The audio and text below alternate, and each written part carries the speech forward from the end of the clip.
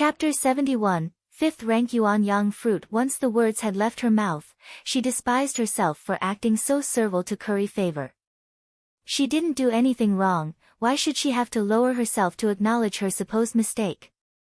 Nan Gongyu's expression lightened slightly as he released a faint laugh. In the future, if you repeat your mistake, this king will certainly not forgive you easily. He was scared by those luminous eyes, they seemed to have yet another deep meaning in their gaze as they watched her.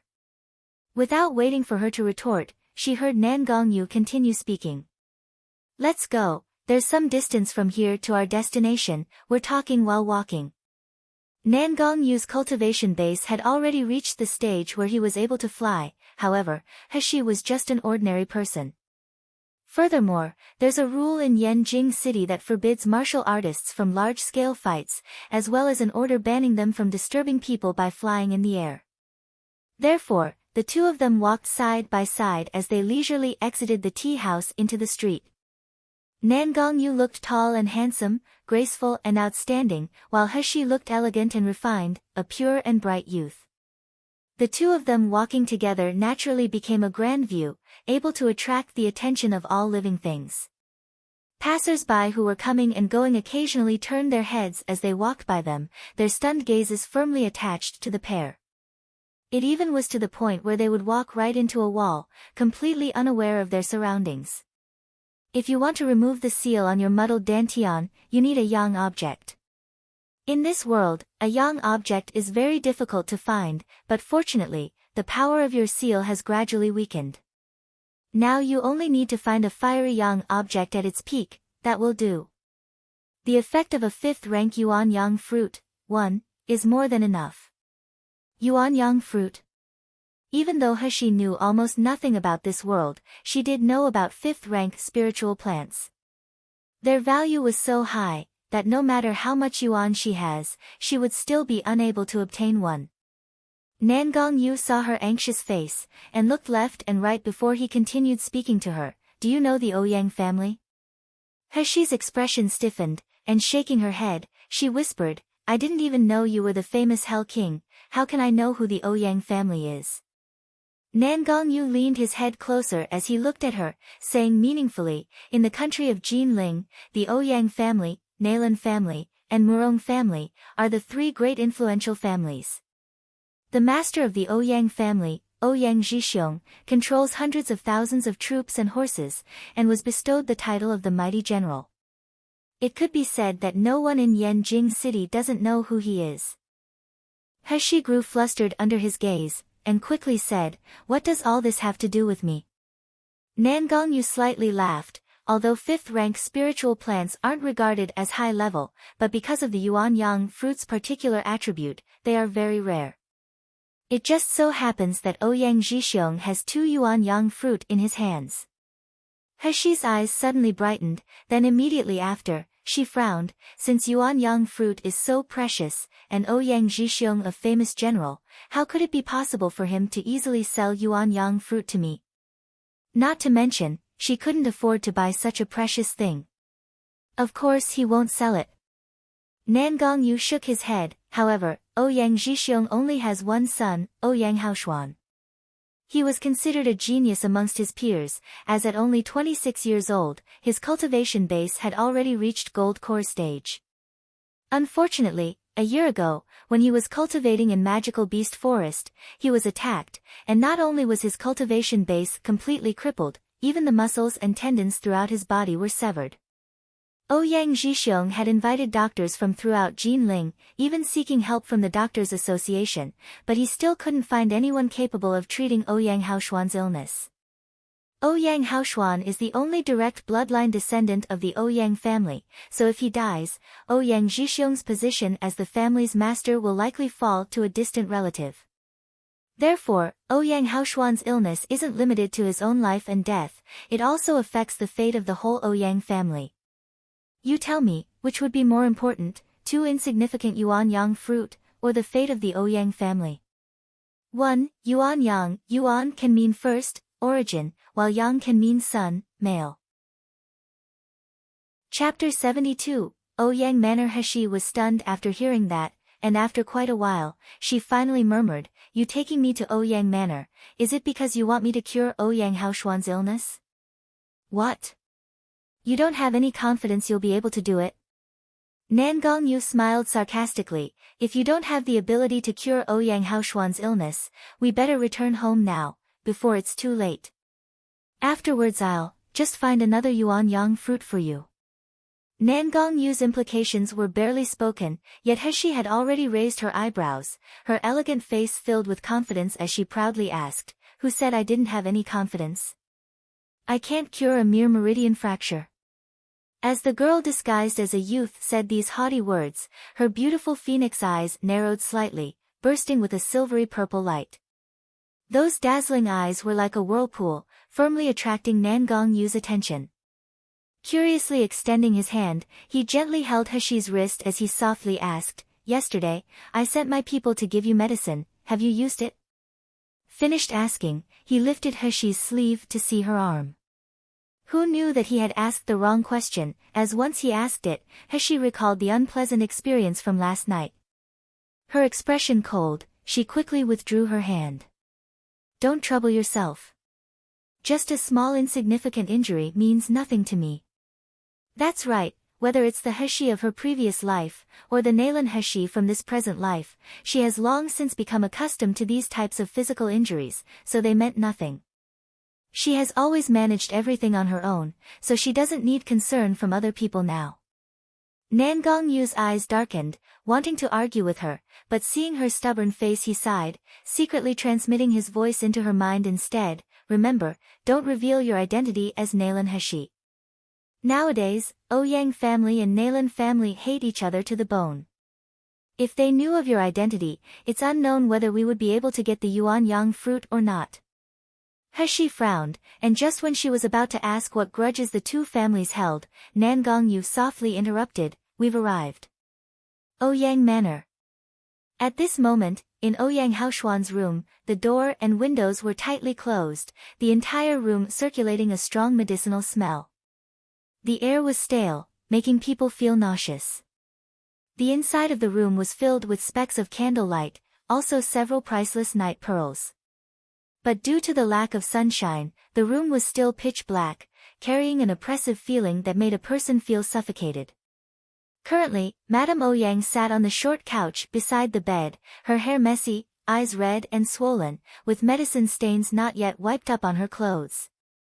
She watched her son on the bed who had been tortured like a puppet, begging while crying grievously, "Haoshuan, mother begs you to obediently take your medicine, all right? If you don't take these medicines, your 5 viscera and 6 bowels will soon become exhausted and you'll die." On the bed, Ouyang Haoshuan's face was dejected, his beard had grown long and unkempt, making him look ragged, while his eyes were sunken in. His entire person was brimming with a depressed aura of one nearing death. He laughed loudly when he heard what was said, his hoarse voice carrying despair, "Mother, I also beg you, just let me die. Living without dignity like this, without the strength to even commit suicide, then what's the point of being alive? It's better to kill me, let me die a clean death." Heard that, Madame Ouyang's crying became even more grievous, and throwing herself on the edge of the bed, she grabbed her son's hand, murmuring, "Xian heir, your father has already gone to seek help from the Doctors' Association, searching all lands under the heavens for good medicine. In this world, there will inevitably be a person who will be able to cure you, you can't give up now. Mother, you mustn't deceive me and yourself again." Ouyang Haoshuan's throat issued a gurgling noise, like a dying old woman's low cough. "Even Nalanjingza has come and seen me but couldn't cure me, I absolutely can't be cured, in this lifetime, I've been destined to an early end. Mother, just let me die, okay?" Chapter 73, Ouyang Haoshuan's despair. "Mother only has you, this one child." Madame Ouyang wailed, grabbing Ouyang Haoshuan's hands, she didn't want to let go. "If you die, what about mother? What about your father? Xian heir, those people who harmed you still haven't received retribution, and now that Ouyang family's relatives are eager for you to die, are you truly willing to die cowardly like this? Are you in such a rush for your parents to be so full of sorrow and hatred?"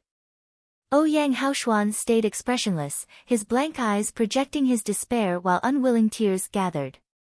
Previously, he was Ouyang family's most dazzling genius. Other people looked up to him, envied him, admired him. He was the pride of his parents. He was also Ouyang family's future hope. However, in the blink of an eye, that genius had crumbled into dust. The fine jade was covered in dust and shattered into hundreds of pieces, his cultivation base and body becoming crippled, turning him into a person who couldn't even take care himself. Every day, besides lying down on the bed, he couldn't do anything. He even needed other people's hands to help him eat, to avoid the food spilling. He has been restricted to laying down in this dark and stale-smelling room for more than a year already.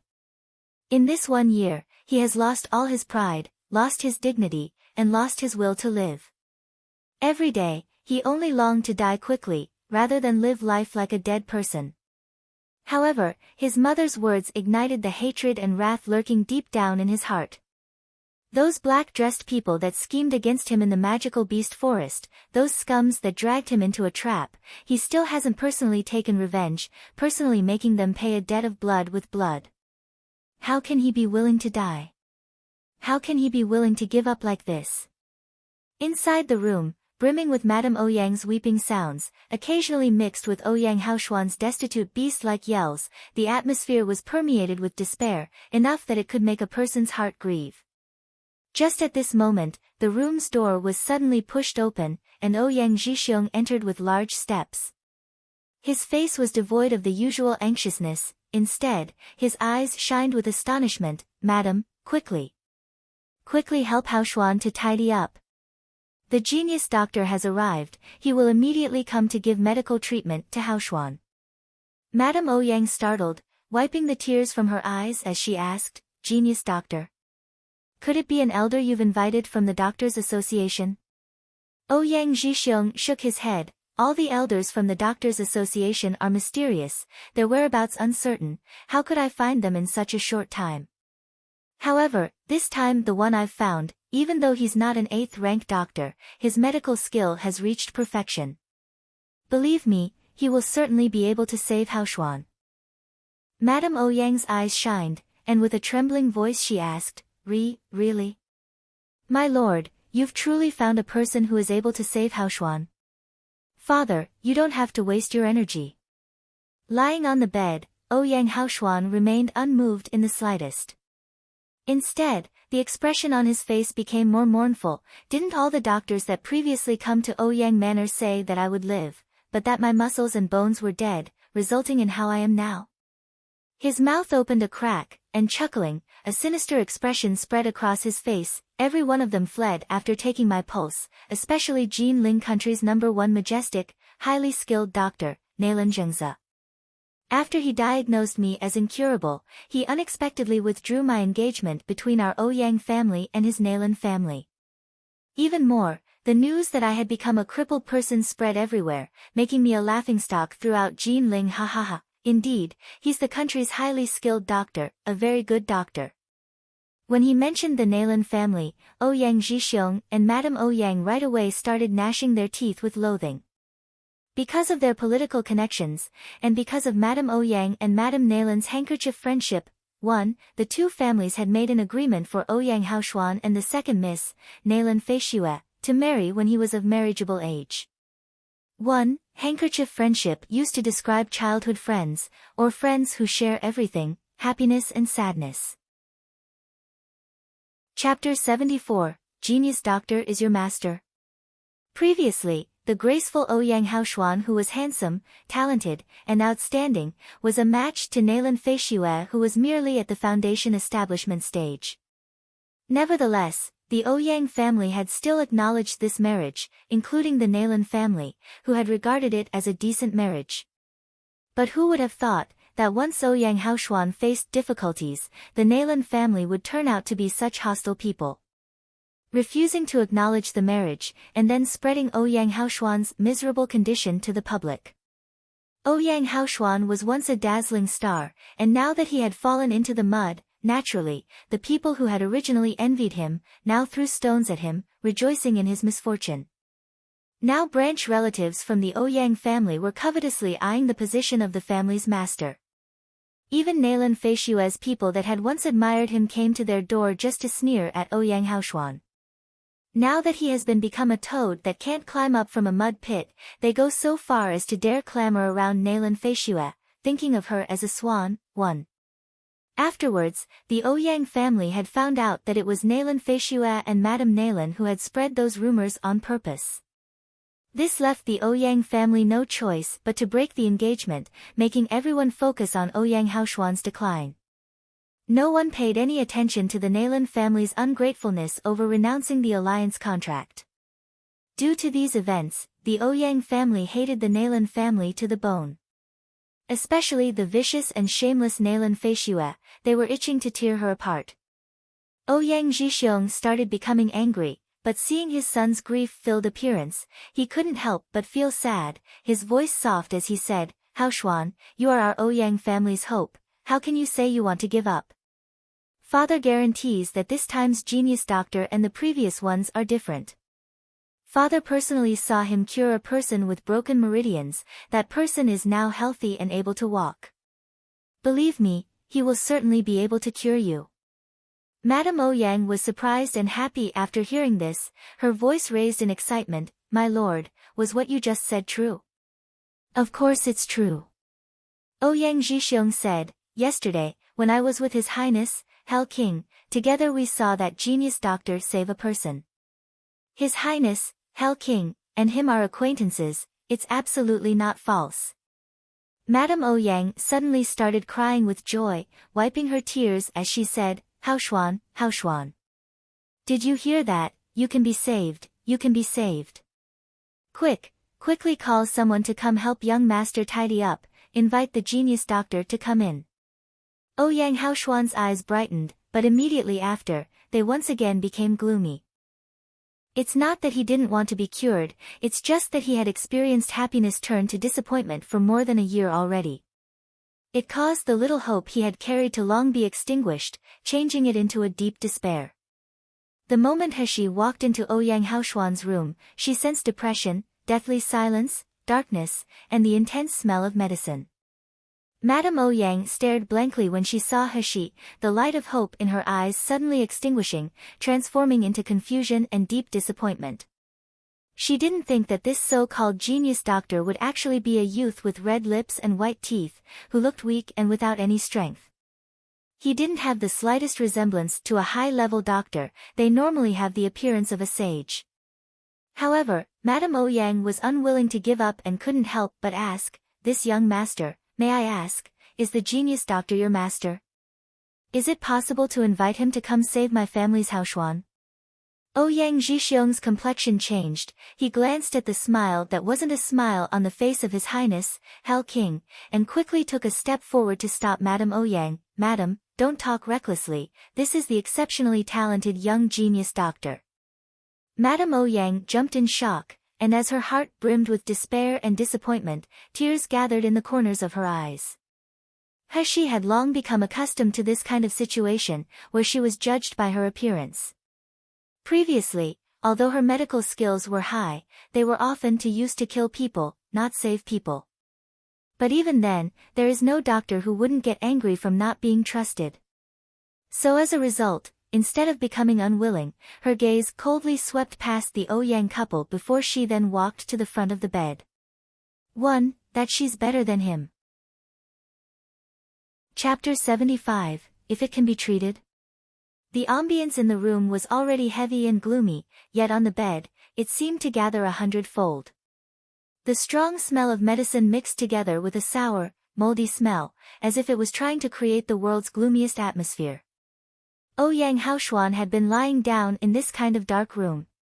His features cold, his skin appearing a pale ashen color, while his eyes were bloodshot in deep-set sockets. At this time, these eyes were fixedly staring at her, not a trace of hope visible, only endless darkness filled with coldness and despair. Obviously, compared to Wu Qi, this person's condition was more severe, regardless of whether it was his body or his spirit. He focused, grabbing his wrist to take his pulse. Once she took his pulse, her eyebrows furrowed. Just like she thought, Ouyang Haoshuan's illness, compared to Wu Qi's, was several times more severe. The meridians throughout his body appeared to be fractured, while several fractures were in extremely crucial places. Once they were severed, forget about only losing spiritual power, just normally sitting or standing up to walk would be unachievable.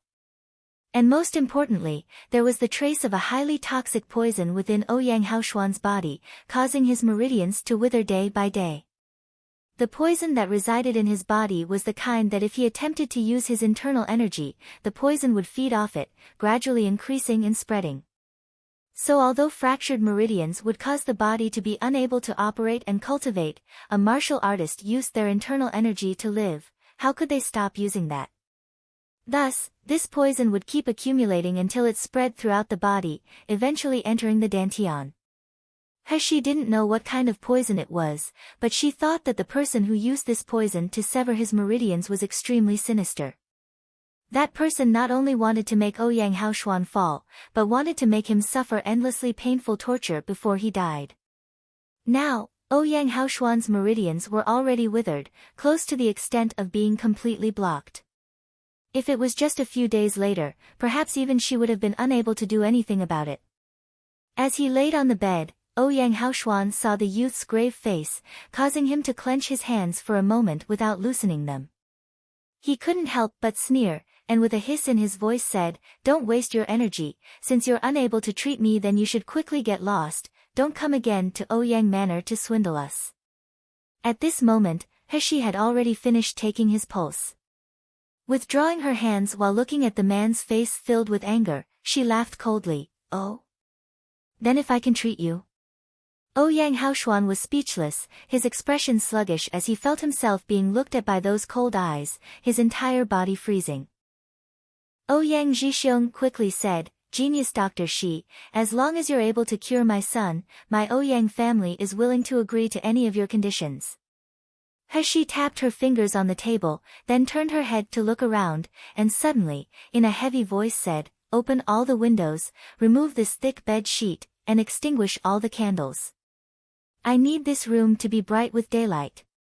Madame Ouyang and Ouyang Zhixiong jumped in shock. Madame Ouyang immediately crying out in fear, "Absolutely not, ever since Haoshuan fell ill, with only a slight breeze and sunshine, his whole body will ache incessantly and spasm as dark spots appear on his skin." Are you really a genius doctor? Could it be that you want to kill my chien heir?" At this time, even Ouyang Zhixiong was bewildered, not daring to speak. However, He only sneered, and suddenly taking out a medicinal pill, she stuffed it into Ouyang Haoshuan's mouth. "I assure you, even when he is blown by the wind or exposed to the sun, he'll be all right. You can all either choose to believe in what I'm doing, or just find someone better qualified than me." Chapter 76, Poison. Saying that, she then headed to the door to leave without hesitation.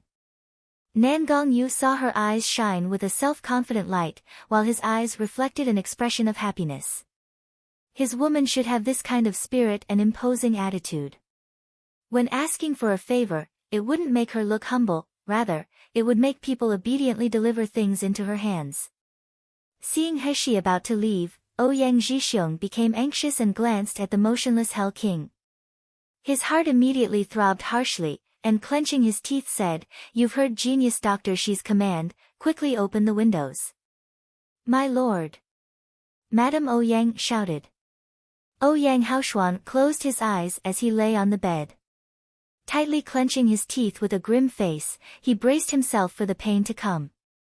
Slowly, a gentle breeze blew into the room accompanied by the warm sunshine, both filled with rich spiritual energy.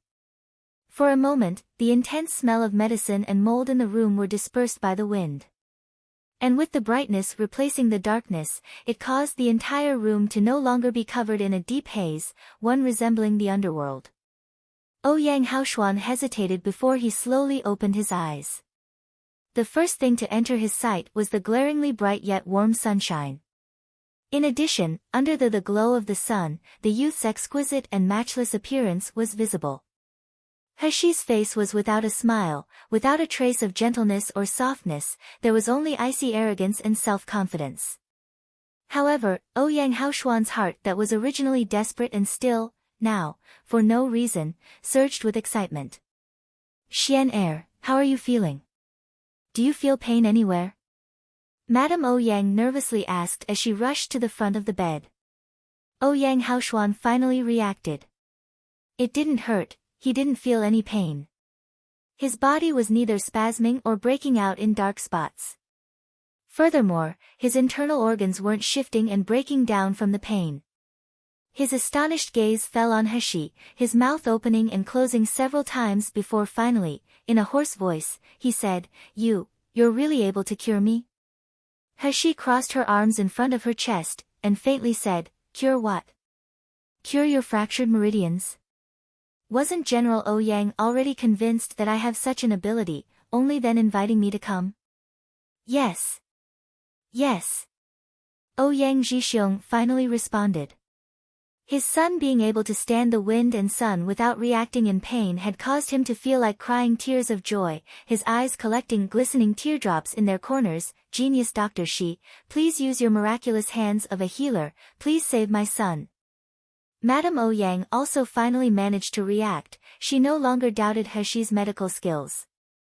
Immediately kneeling on the ground, she cried while beseeching Heshi to save her son. Heshi's expression was without doubt or fear as she signaled for Madame Ouyang to rise, I'll certainly be able to help treat his fractured meridians. However, young Master Ouyang's illness is so severe not because of the muscle and tendon fracture, rather, he was poisoned. Poisoned? Ouyang Zhixiong exclaimed, then asked in disbelief, this is impossible. Previously, we had invited countless doctors to diagnose and treat Haoshuan, but not one of them gave even the slightest indication from their examination of Haoshuan that he was poisoned. Is it that in these past few days, someone broke into my Ouyang manor and gave poison to my son? In this world, poisons able to cause harm to martial artists were rare, not just because of the expensive price, but because they were really hard to find. In the end, who was it that was so sinister, being able to see Haoshuan already fallen to such a degree, yet unexpectedly unwilling to let him off? Thinking until here, Ouyang Zhixiong glared in anger, his body emitting a strong power pressure. But Heshi was only an ordinary person, and Ouyang Zhixiong's cultivation base far exceeded her own. Now that this power pressure was completely utilized, although not aimed at her, it was still enough to make her face pale. Chapter 77, Medical Treatment. Just at this time, Nan Gongyu walked to her side, his tall figure enveloping her, like he could protect her against his chest. In the blink of an eye, Heshi felt the power pressure on her body disappear, her pale complexion returning to normal. She raised her head and as her eyes came into contact with his, she suddenly thought that his eyes were beautiful. Her reflection visible in his star-filled eyes, his burning gaze nearly melting her. Heshi suddenly lowered her head, took a deep breath, then looked towards Ouyang Zhixiong. No, young Master Ouyang has been poisoned for a very time, it has been at least a year and a half. If my guess isn't wrong, this kind of poison has a 90% possibility of being what caused young Master Ouyang's meridians to be severed in a flash when it was administered into his body. Ouyang Zhixiong stared blankly, immediately asking, what kind of poison is that? Even a fourth-rank doctor couldn't detect it. In this Mi-Luo continent, when a low-rank doctor examines a sick person's body, they rely on their spiritual power to do the examining. Some don't even know where the meridians are located, while even more are unable to make their spiritual power penetrate into the sick person's meridians. This poison attaches itself to the human body's meridians and becomes extremely concealed. It also moves around the body, so based on an ordinary doctor's examination method, how could they find it?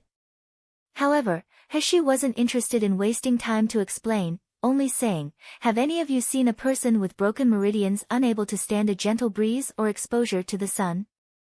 That is a symptom of being poisoned, but this poison is extremely sinister and strange. I'm also still unclear about what type of poison this is in the end.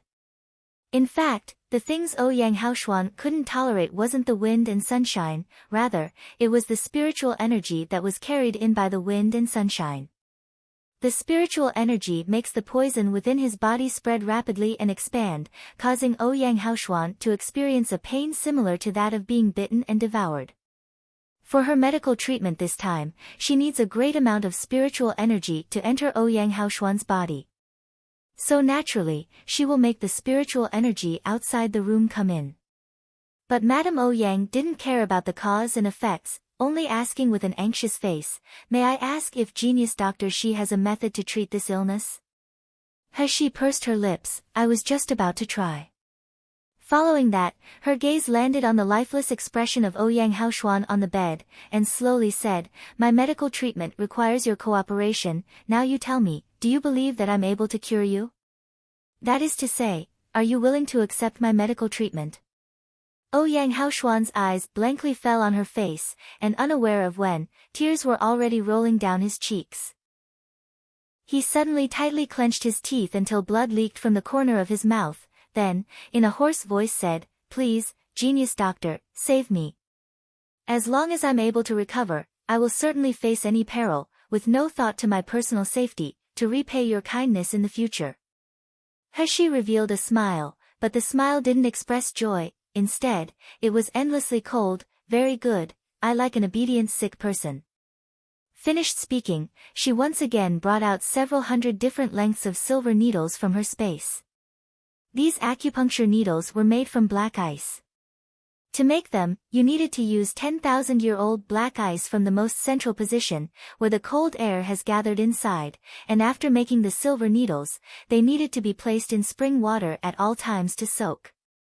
Now, it has become her necessary tool to treat and distinguish poisons. Under Madame Ouyang and Ouyang Haoshuan's astonished gaze, Hashi's skills were as quick as lightning. Inserting 100 or more silver needles, one by one, into Ouyang Haoshuan's body.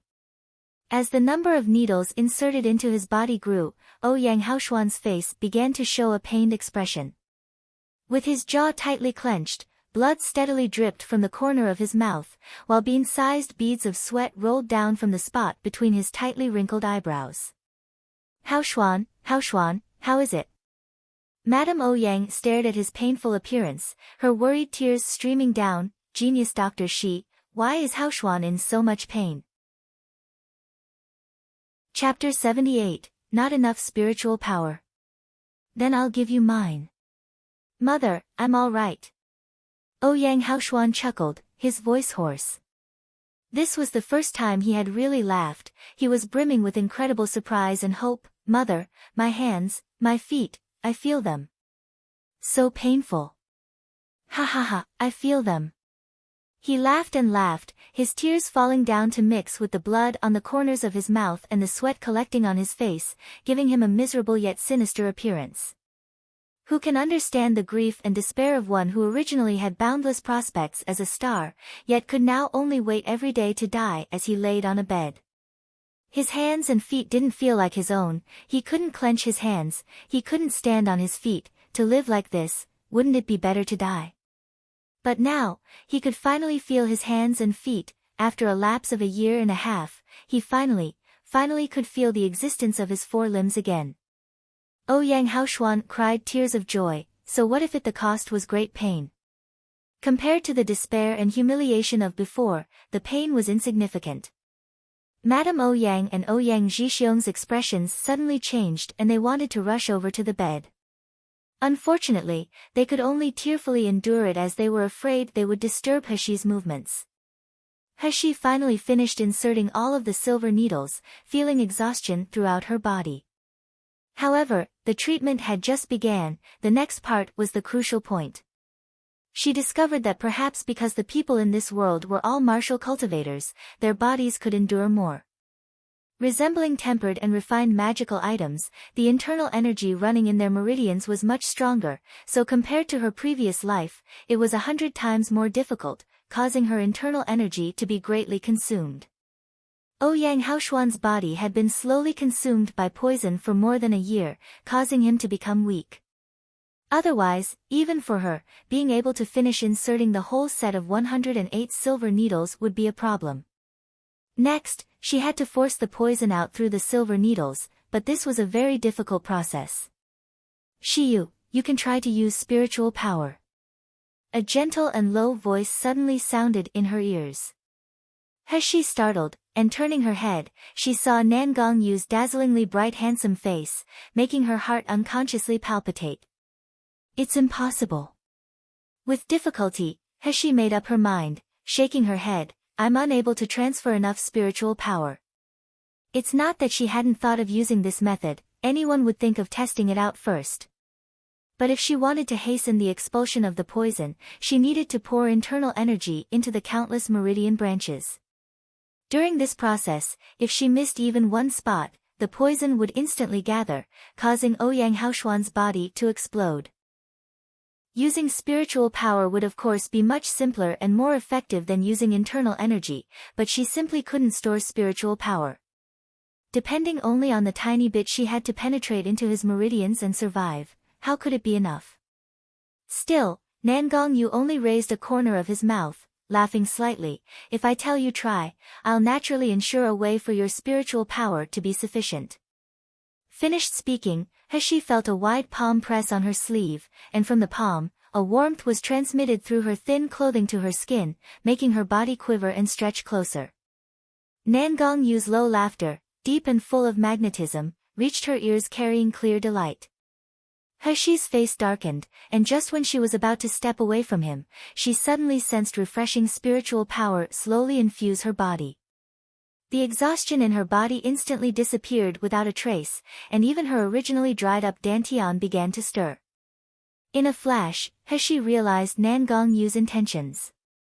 She only needed to continue the treatment, and if she didn't have enough spiritual power, he would replenish it. That sort of lofty and domineering attitude. He's face reddened, however, she no longer refused. Instead, she concentrated, removing a silver needle that was longer than a foot and slightly thicker than hair from her space.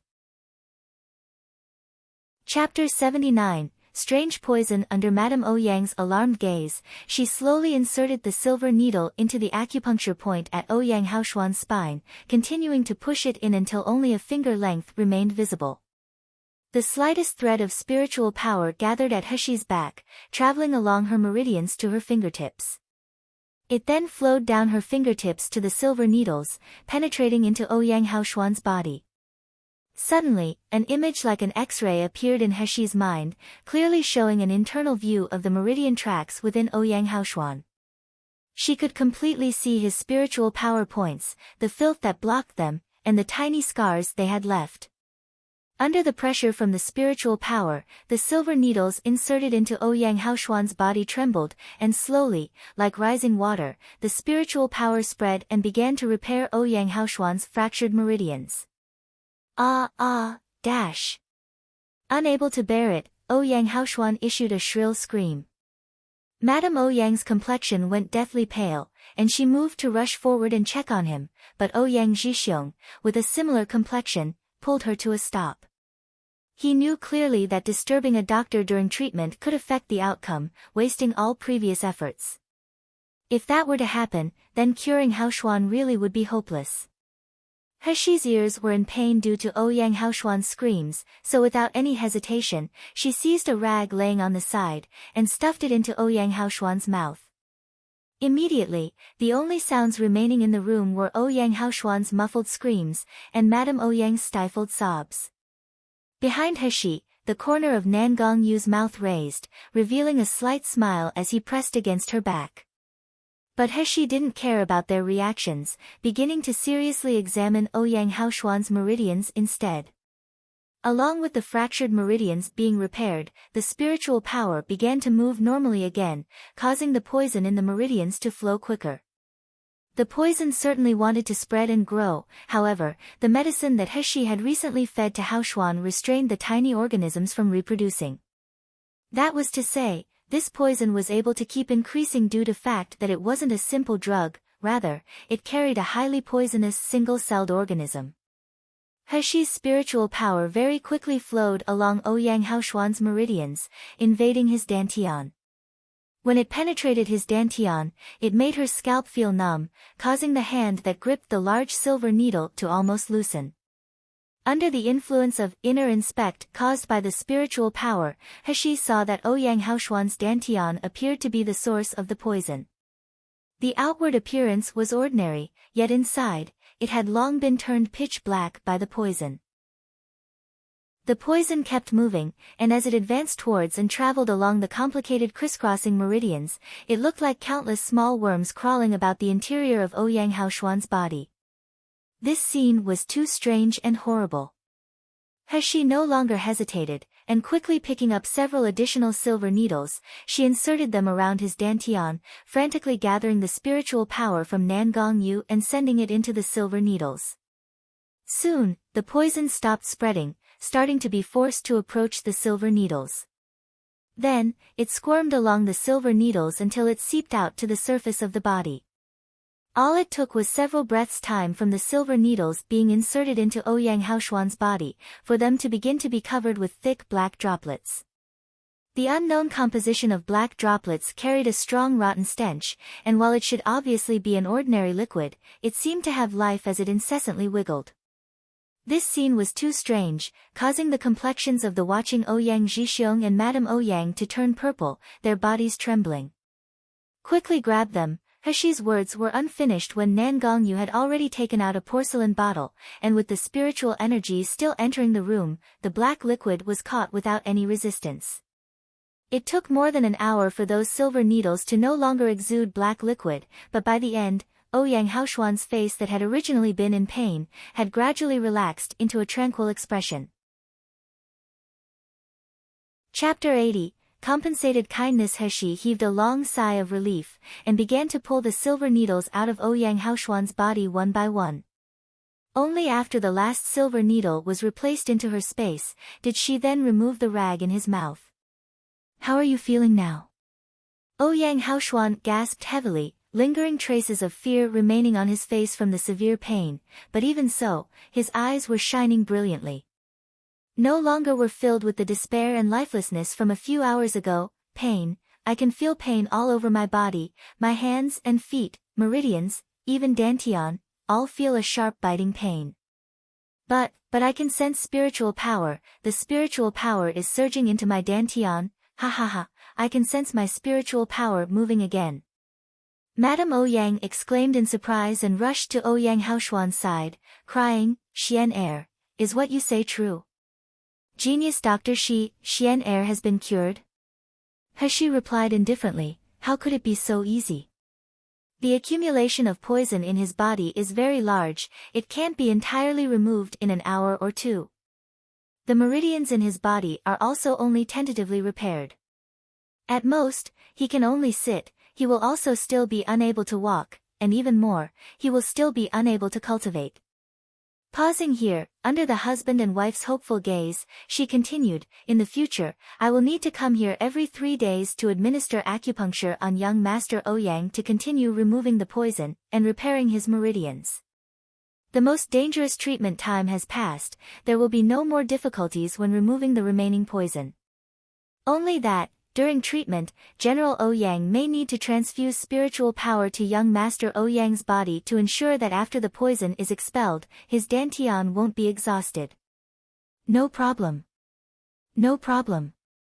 Ouyang Zhixiong repeatedly said, "As long as you can cure my son, I'm even willing to deplete my cultivation base." Laying on the bed, Ouyang Haoshuan's eyes reddened. His hand that was being held by Madame Ouyang turned over to hold her hand back. For more than a year he had lived life like a dead person, but it had been even more painful for his parents who loved him and were concerned for him. He decided that in the future he must not become dispirited again, it would only make his parents sorrowful while pleasing his enemies.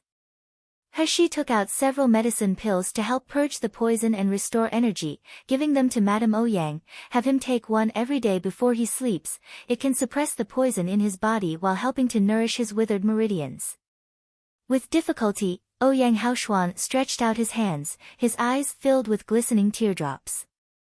Supporting himself by holding on to Madame Ouyang, he sat up and looked gratefully at He. "Young Master Shi's kindness has given me a new lease on life. Ouyang Haoshuan will remember this as long as I live. In the future, if young Master has any request, Ouyang Haoshuan, will tread water and walk through fire, unafraid of any difficulty, as long as I can accomplish it. At this time, Ouyang Haoshuan's cheekbones were deep set and covered by a long beard, and with his face so haggard, his appearance was anything but handsome.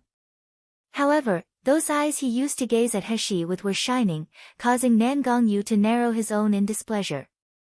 Yet Heshi didn't care in the slightest, only coldly saying, "You all don't need to thank me, because for me to expend a great deal of effort to save people is only natural if I have a request. I heard your Ouyang family have yuanyang fruit."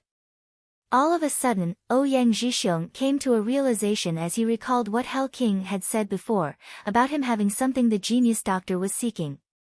Quickly, he ordered people to take out his collection of yuanyang fruit. Yuanyang fruit was precious and rare, it possessed a powerful effect of assisting people in advancing a rank. But when it was compared to the safety and life of his son, he regarded it as nothing.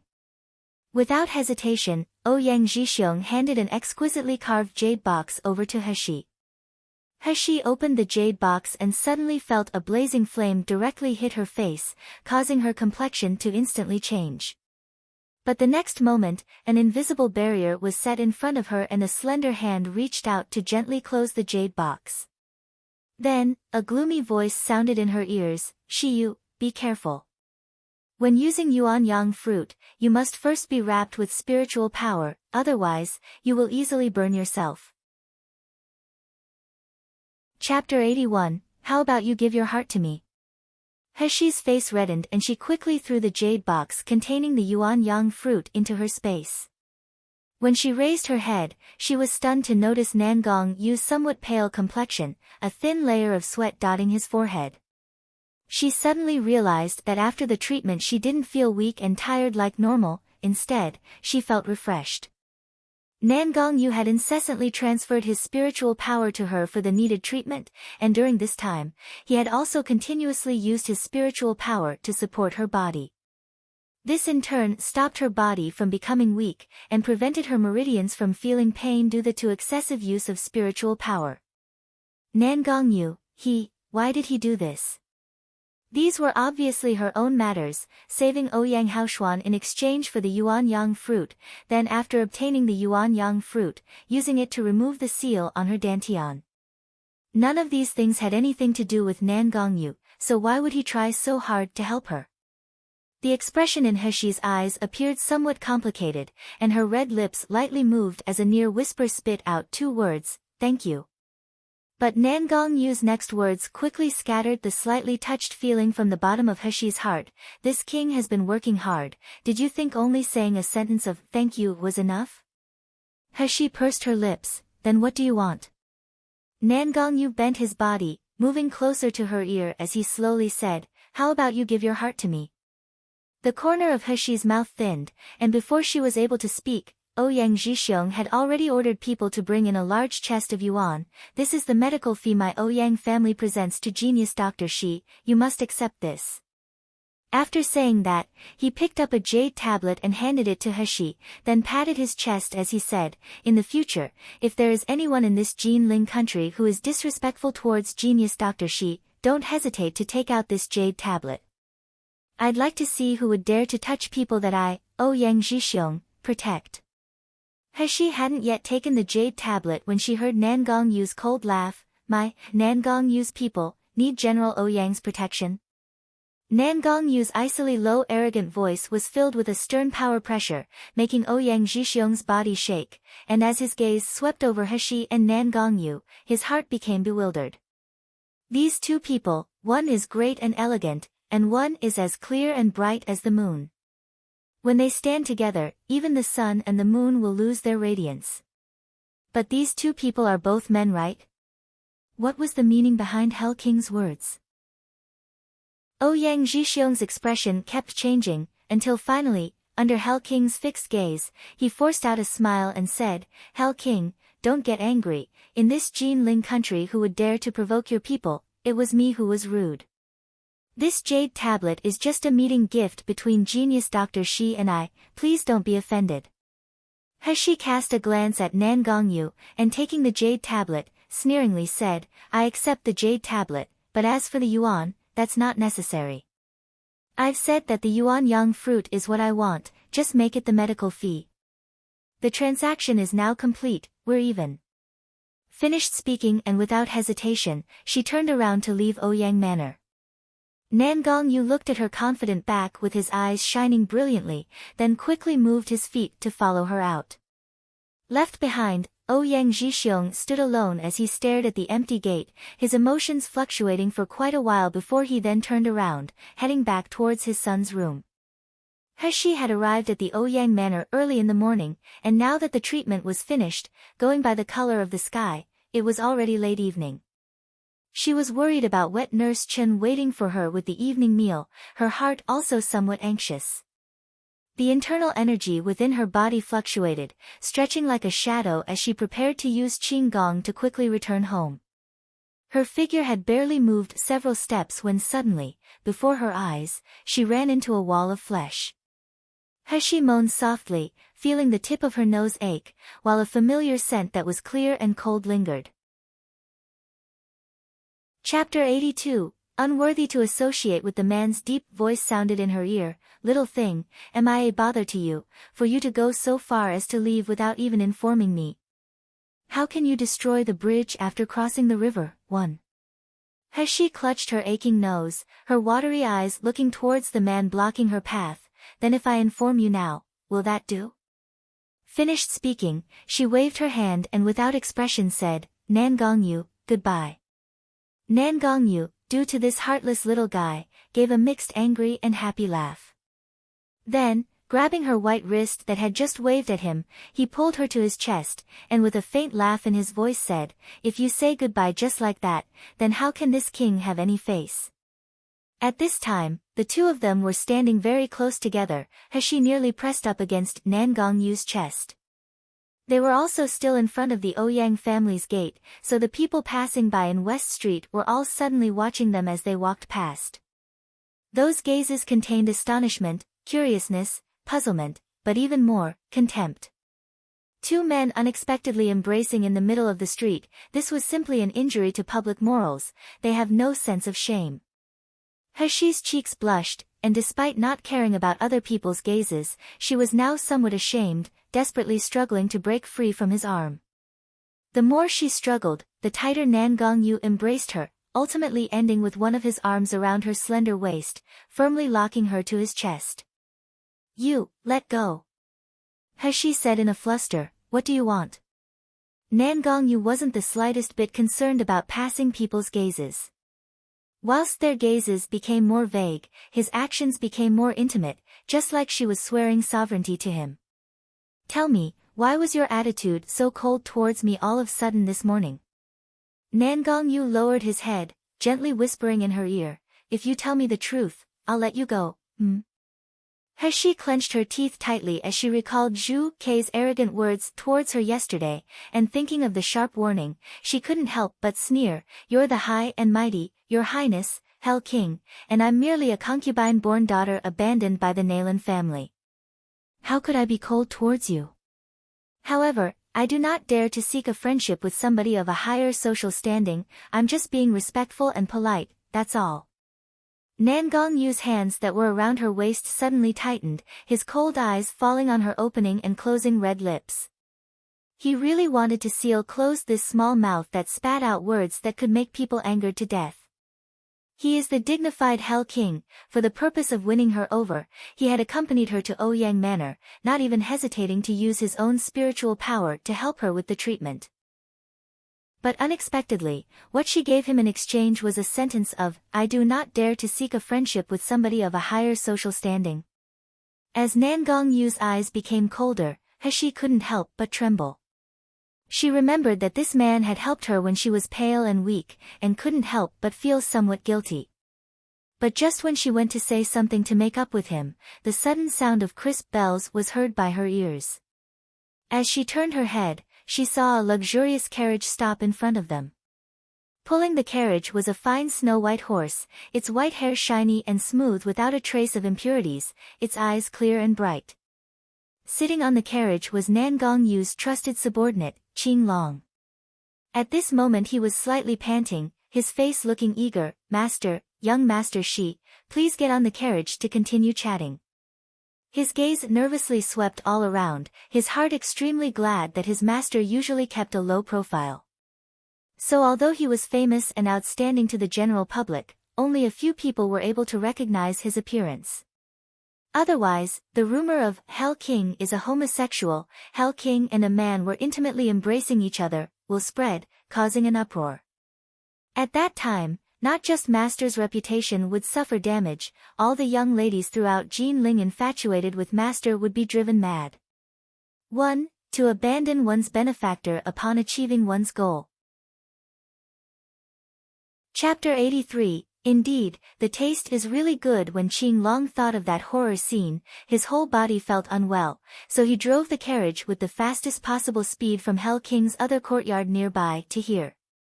Only, unruly master, if you don't want to shock the world, please, by all means, don't cause an uproar known to everyone. Nangong Yu showed a sarcastic smile as he glanced at the nervous Qing Long, releasing a chilling aura. Heshi however coldly said, no need, I can go back by myself. Then, we'll separate here. Finished speaking, she turned around to leave, not even managing 2 steps before she unexpectedly felt a strong force on her waist pull her body straight up into the air. Heshi had no time to cry out in surprise before she was stuffed into the carriage, the door blocked by Nangong Yu. The carriage swayed as it moved forward, and after traveling several paces, it suddenly sped up, the speed almost reaching that of a car from her previous life. Heshi's expression was ugly as she glared at Nangong Yu, the mighty Hell King, how can you force a little girl? Nangong Yu leisurely smiled, which rules say this king can't force a little girl? After saying that, he leaned forward slightly, and slowly said, moreover, I only forced you.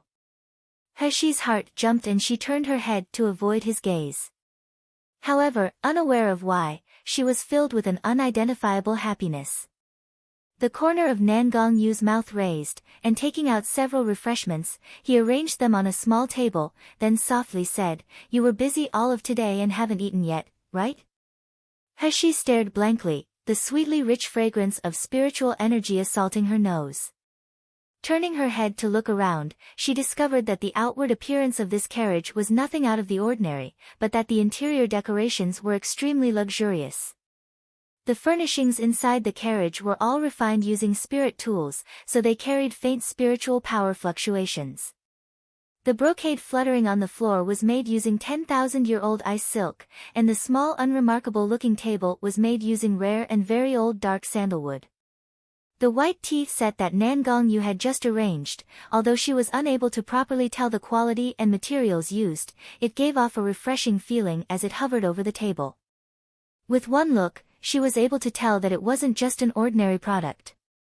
Heshi clicked her tongue whilst examining everything and shook her head, indeed, this is like that poem, rotten food at a wealthy door, frozen bodies on the floor, 1. Just looking at the items here could make a person jealous, as any item in here was the same, its value far surpassing that of her small courtyard. Nangong Yu had never heard this poem before, but right away, he understood the meaning of the poem, leisurely laughing, what, you dislike this king now? No, I just hate the rich. Heshi smiled, before grabbing a pastry and shoving it into her mouth. The sweet fragrance spread between her lips and tongue, and although it couldn't compare with her own cooking, 90% of the pastry's spiritual energy remained. This can be considered as her having eaten this world's best food. Heshi's eyes lit up as she exclaimed, the taste is really good. Nangong Yu's luminous eyes were glued to her mouth, her pearly white teeth hidden behind soft red lips, just like snow on a red plum flower. His heart that had been silent for many years suddenly began to throb, a burning desire within his body beginning to stir. Suddenly extending his arm, he gently captured Heshi's hand that was still holding half of the pastry, and pulling her towards him, he slightly lowered his head. The pastry that was still held in Heshi's hand entered his mouth, along with one of her fingers which he gently nibbled. Heshi's whole body stiffened, as if it was struck by lightning, you. Nangong Yu swallowed the pastry, not completely understanding about what tasted good. However, he laughed devilishly, indeed, the taste is really good. 1. Poem about the deep disparity between the rich and the poor. While the rich wine and dine, the poor die of cold by the roadside. Chapter 84. Yes, I'm a pervert. She felt uncomfortable all over, her lips parted halfway as they slightly trembled. Yet, she was unable to say a word for a long time. The fire in Nangong Yu's eyes became more passionate, causing his body to move forward, and grabbing her wrist, he pulled her even closer. As he leant his body over hers, he kissed those slightly parted red lips. WTF? What is this man doing? She suddenly came to her senses and struggled to break free with all her might. However, Nangong Yu effortlessly pressed down on her nape, rendering her unable to escape. A burst of strong wind erupted from Nangong Yu's palm, causing the small table that was originally standing between them to now be pushed away. There was now no longer any barrier between the two of them. Invisible needles appeared in Heshi's palm, and just when she was about to launch them, her hands were suddenly restrained behind her back, the invisible needles quietly falling to the floor. Nangong Yu picked her up and placed her on his lap, then lowered his head and started kissing her again. This time it wasn't a light kiss, like a dragonfly gently skimming the water. Instead, it was like a stormy sea, the heat and aggression slowly trying to engulf her. Heshi felt as if she was melting, every cell in her body burning. Her mind was so muddled that she couldn't think clearly, and she didn't have the slightest ounce of power to strike back. Then, after a good while, when Heshi was close to suffocating, only then did Nangong Yu release her. His usually clear and melodious voice now hoarse and low, full of passion, "It tastes really good, and very sweet." Heshi all of a sudden sobered and raised her hand to slap Nangong Yu, "You, pervert, bastard, asshole." Heshi was so angry her whole body was trembling, never before had a man been so daring towards her like this. This man had unexpectedly dared to disrespect her, snatching away her first kiss. He could just be damned to die 1,000 times, 10,000 times. However, Heshi was unaware that her voice wasn't cold and stern, like it usually was when she was disguised as a man. Instead, it was delicate and soft. If people heard it, it would sound like a spoiled child acting coquettishly. Nangong Yu held back her hand that wanted to slap him, and confined her in his arms while laughing lightly, I am a pervert." Although he had never heard the word pervert before, it was very easy to understand its meaning, wasn't it? Finished speaking, the smiling expression in his eyes intensified, and bowing his head, he lightly pecked the side of the girl's red and somewhat swollen lips. "However, I'm only doing this with you." For a moment, Heshi felt bewildered. She was extremely angry, itching to slaughter this man. Yet, besides the anger consuming her, she could feel a warmth spreading from the bottom of her heart that she herself failed to understand. Heshi had never experienced such feelings before in the 19 years that she had lived. Furthermore, she had never been so flustered or weak. You shameless bastard. Let me go." Heshi struggled firmly, wanting to push Nangong Yu away. But in regards to her resistance, how could Nangong Yu care about it? Effortlessly confining her in his arms, he lowered his head, then leaning close to her flushed earlobe, he whispered, "I am shameless, but recently you obviously liked that, isn't that right?" At first, he had only wanted to scare this emotionless little girl without a conscience. Yet when her soft lips had touched his, he suddenly felt heat rise within his body like a wave, causing him to lose all reason and become unable to suppress his desires. He couldn't help but want to devour this girl, to mark her with his scent, making her completely his. Nangong Yu had lived for 20 years and never experienced this kind of feeling before. Furthermore, he had never felt such an intense desire towards any girl in the past. From this moment on, he completely regarded Heshi as belonging to him. He would never allow others to covet her, nor would he allow her to escape. Chapter 85. I'll kiss you until you like it. Heshi felt agitated, causing her heart to pound, her face unyielding. Who likes it? Disgusting. As soon as she finished speaking, she raised her hand and wiped her kiss-swollen red lips. The next moment, she felt the air around her suddenly become dark and violent, as if a whirlpool was forming, preparing to swallow her. Nangong Yu's face was overcast yet calm and collected as one hand hooked her nape, his frosty eyes staring at her. "You said, disgusting?" When He looked at the expression on Nangong Yu's face, she instantly wanted to retreat, her face turning pale. Of course she felt guilty, it was like she wasn't clear and had made him misunderstand. But he was the one who did the wrong thing first, breaching her heart so her attitude wouldn't be so cold towards him. However, just as He moved to retreat, Nangong Yu reacted first. He abruptly pressed her body closer to his, one hand holding her nape as the other hand tightly wrapped around her slender waist. Once she was firmly confined in his arms, he lowered his head, seizing her small mouth and kissing her once again. The kiss this time was more frantic than the first, as aggressive as if he was trying to devour her soul. He was firmly captured in Nangong Yu's arms.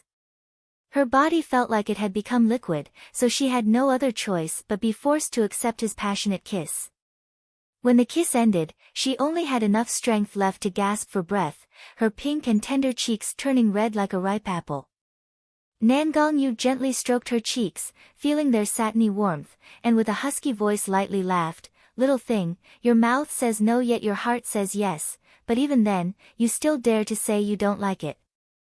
She gnashed her teeth as she raised her head to glare at him. "You," without waiting for her to rage and curse, Nangong Yu laughingly said, "If you still dare to say it's disgusting, I wouldn't mind kissing you until you like it." You want to try it?" She, who had been on the verge of rage, held it back. Her anger creasing her long and shapely eyebrows, making her beautiful small face turn grim.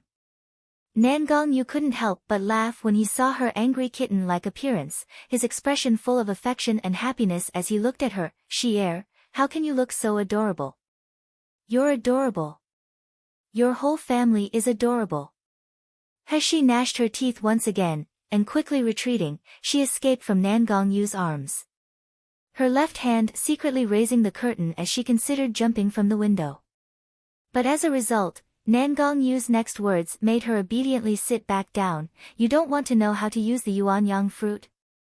Nangong Yu spoke casually, but the listening He was seething with anger, itching to beat his annoying laughing face into a pig head. "Good. Very good. You hold the information that I need, and a hero doesn't suffer from one loss, so, I admit defeat this time." Life had its ups and downs, she didn't believe that after she was able to cultivate, that Nangong Yu would still have ways to threaten her. At that time, she would let him know why the flowers were so red. He took a deep breath, then another. It was only after taking that second deep breath was she able to push down the resentment in her heart, placing a fake smile upon her face. "In that case, may I ask Hell King, Nangong Yu, to tell me how to use the yuanyang fruit?"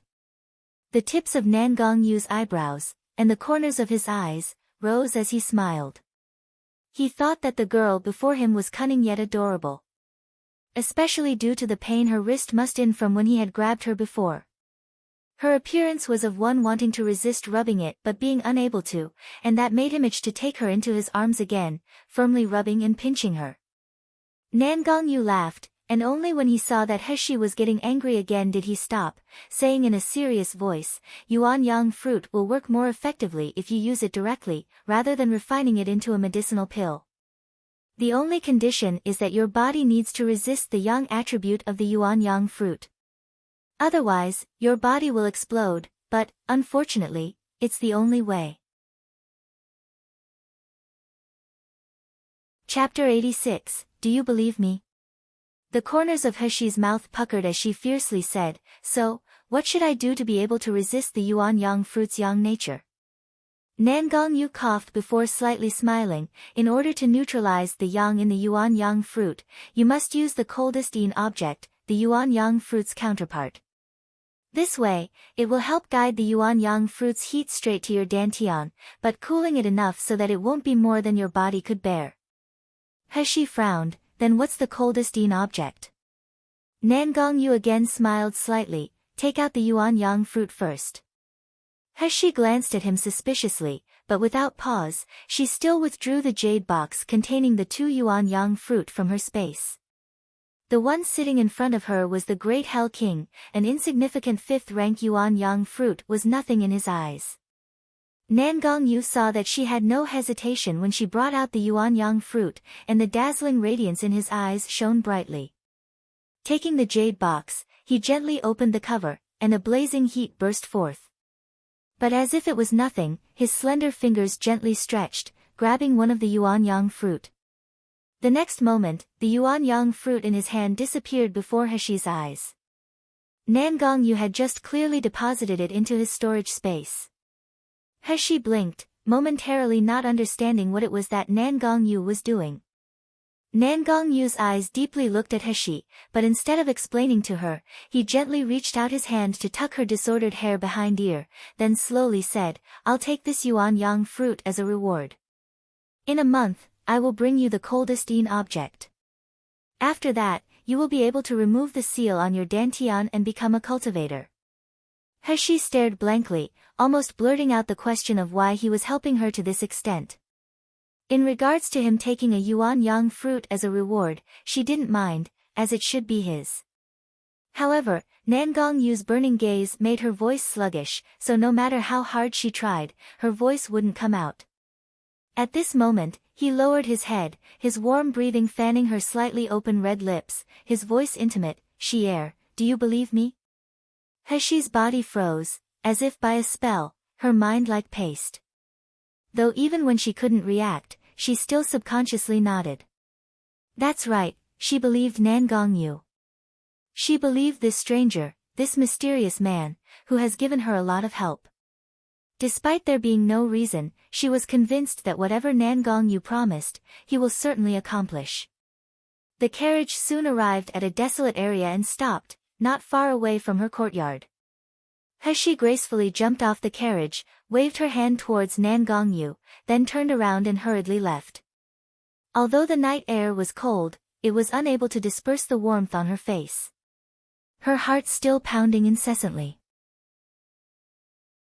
Nangong Yu lifted the curtain and watched as Heshi's back traveled further away, a complicated light flashing in his eyes.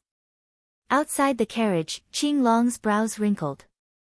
As he stared in the direction Heshi left, a touch of anxiousness swept past his eyes. In 1 month's time, wasn't that Master's once-a-year seclusion, period? Master, what does he think he's doing? As a thought came to his mind, Qing Long's complexion became extremely unsightly, his eyes revealing a slight killing intent. He would not let anybody off who endangered the safety of his master. 1. Closed-door training. Also called closed-door meditation, or closed-door cultivation. Chapter 87, Nangong Yu's mind. After returning, in the meeting hall of the Hell King's brightly lit manor, several subordinates were reporting a lack of progress to their master. Those are the current circumstances regarding Metal Qilin. Bai Hu has been reporting for half a day already, yet once he raised his head, he saw his normally cold-hearted master looking somewhat absent-minded. Although the expression on his face was still indifferent, those beautiful star-like eyes were gleaming brightly, as if he was thinking of something interesting. Bai Hu's chin almost hit the floor. They all knew that although their master was only 20 years old, his face was usually set in a demonic sneer. His deep eyes similar to a calm ancient well, as if in this world, simply no one or anything was able to arouse his interest.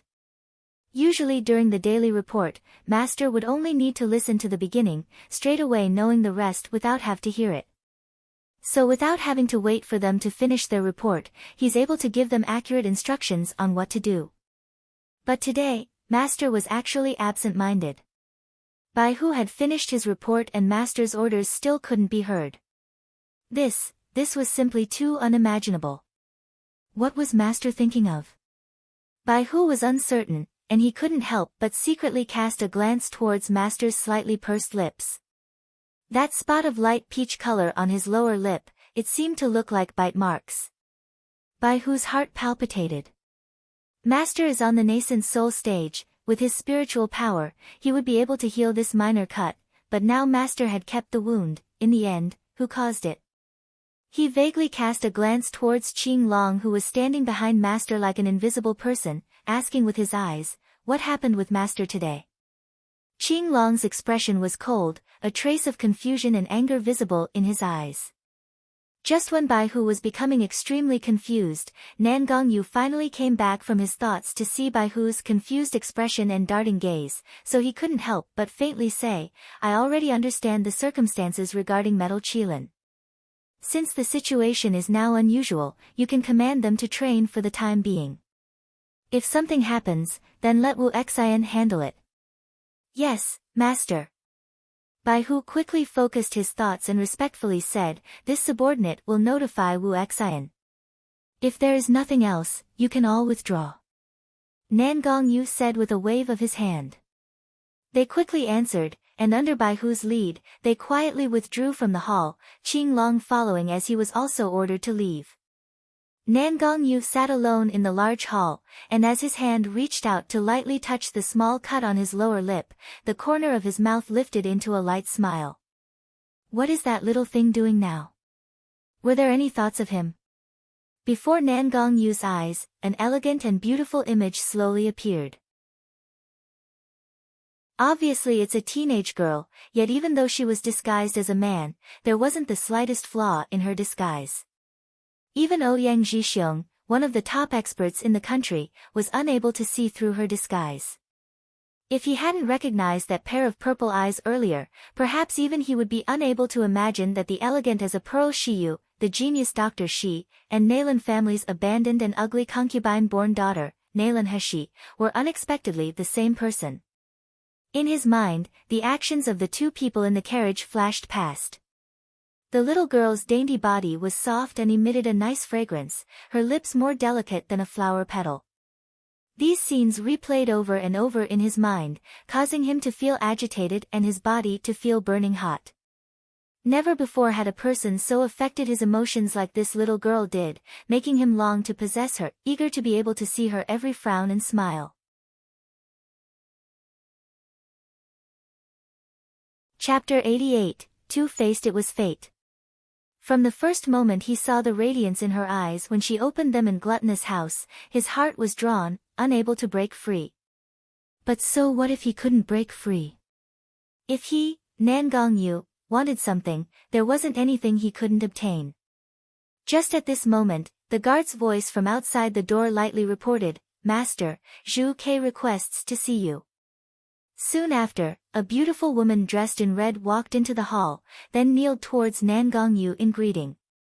Her movements were as elegant as moving clouds.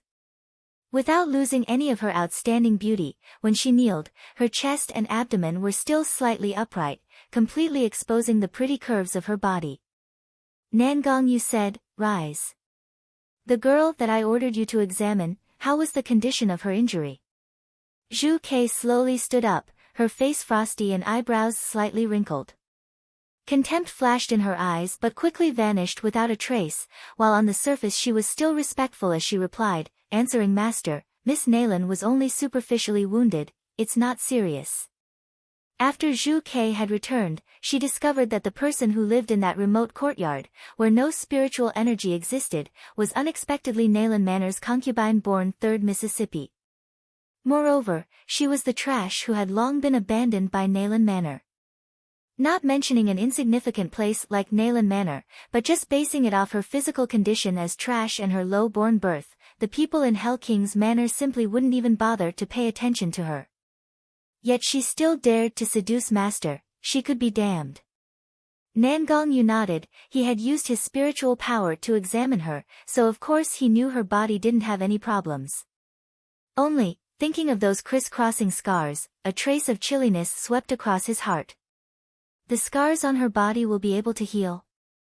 Zhu Ke dropped her gaze to hide her mood, while her hands hanging at her side were tightly clenched. Using a mocking tone to refer to herself, she said, "Master, this subordinate is a 5th-rank doctor, yet it's still impossible for me to treat insignificant scars. How can I even have the qualifications to serve Master?" After hearing no response, she secretly lifted her eyes to see a smile that wasn't a smile on Nan Gongyu's face. She couldn't help but bite her lip, then, appearing like it was accidental, said, "Because Miss Nalan's injury was only caused by an ordinary object, it didn't injure the texture of her skin." So, this subordinate originally planned to give her a bottle of second-rank pure jade dew pills as it would be enough. Although this medicine's effect is ordinary, so the time to completely recover would be longer, it would benefit an ordinary person like Miss Nalan due to the nature of the medicine, which is that of alleviating pain. But, who knows, who knows?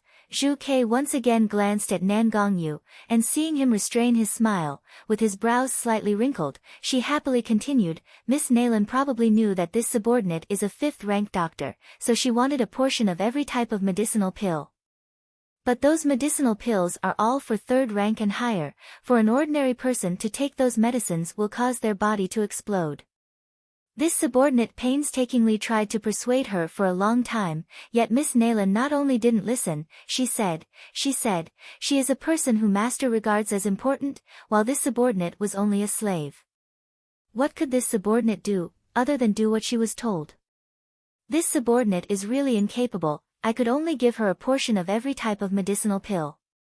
Nan Gongyu slightly smirked, neither reprimanding or appeasing her, only asking one thing, "Oh, is that so?" Zhu Ke was frightened by her master's meaningful gaze, as if he could see into her heart. Having no other choice but to restrain her guilt and fear, she nodded. Nan Gongyu suddenly spoke with a deep voice, "But I remember ordering you to bring the 4th-rank jade muscle pill."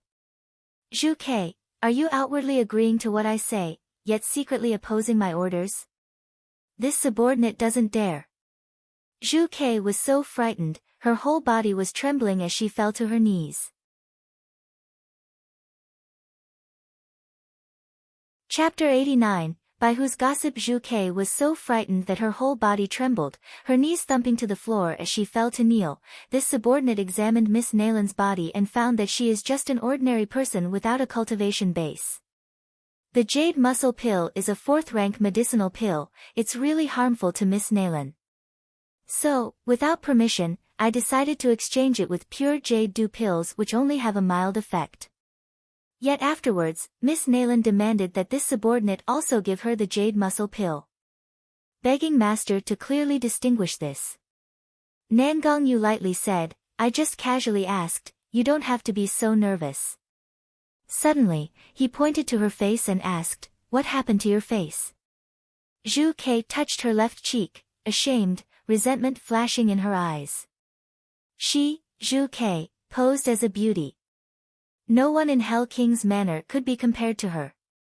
Added with her excellent medical skills and decent cultivation base, master has always thought highly of her. Apart from herself, there has been no other woman who could get close to master. But now, that immature ugly girl had dared to injure her cherished face, causing the hatred in her heart to rise in turbulent waves. At this time, sloping scratches extended from her temple to her cheek on the left half of her face, and although the scar wasn't long, it was a faint grayish color. As long as a person with discerning eyes looked at her face, they could easily spot it. The appearance Zhu Ke had cherished the most was now like heart-piercing torment to her. Yesterday, she didn't immediately treat the wound, so now it's become like this. Zhu Ke lowered her eyes, her face showing a humiliated and flustered expression, and with a low voice said, "Miss Nalan, when she demanded more than 10 types of precious medicinal pills from this subordinate originally refused, but who knew that she would suddenly throw a strange silver needle? At the time, this subordinate was not aware. However, master, please don't blame Miss Nalan, she is also worried the scars on her body will remain, so momentarily anxious. This subordinate was too careless. This subordinate is obviously a cultivator of gold core stage, yet still managed to be injured by an ordinary person's hands." Zhu Ke lifted her head, concealed the radiance in her eyes, and with an enduring and humiliated expression, she looked at Nan Gongyu. She just couldn't believe that master would be seduced by such a greedy and vain woman. But who knew what Nan Gongyu was thinking as he just casually smiled, his pitch-black eyes like calm ancient wells, not revealing a trace of his emotions. An incense stick of time later, Zhu Kei left the hall, her face livid. She touched the wound that was still faintly painful and itchy, her heart full of hatred. She had exposed all of Nalan Heshi's wicked conduct to Master, yet, unexpectedly, Master didn't say anything, only waving his hand for her to withdraw. Could it be that Master truly liked that smelly girl? Zhu Kei gnashed her teeth while thinking, and Bai Hu, coming from the opposite direction, saw her ashen complexion and the scar on her face. He couldn't help but be surprised as he asked, "What happened to you? How come your complexion is so unsightly? Did Master reprimand you? Furthermore, why does a scar still remain on your face? Aren't you a grand 5th-rank doctor? Such a little wound, yet you still can't treat it." Zhu Kei's complexion immediately became gloomier, coldly saying, "You don't need to be so meddlesome, manage yourself instead." Bai Hu shrugged, "It isn't good to provoke a woman over her appearance." Rather, recalling what he had just seen in the hall, he couldn't help but gossip with Zhu Kei. "Hey, Zhu Kei, you haven't found Master abnormal today, have you? He went out early this morning, bringing Qing Long with him, and not returning until the sun set in the west." The expression on his face when he returned was as fresh as a spring breeze. "When I reported to Master, it was the first time I'd ever seen him absent-minded." Zhu Kei's heart grew cold, she couldn't help but hesitate as she asked, "Do you know who Master met today?"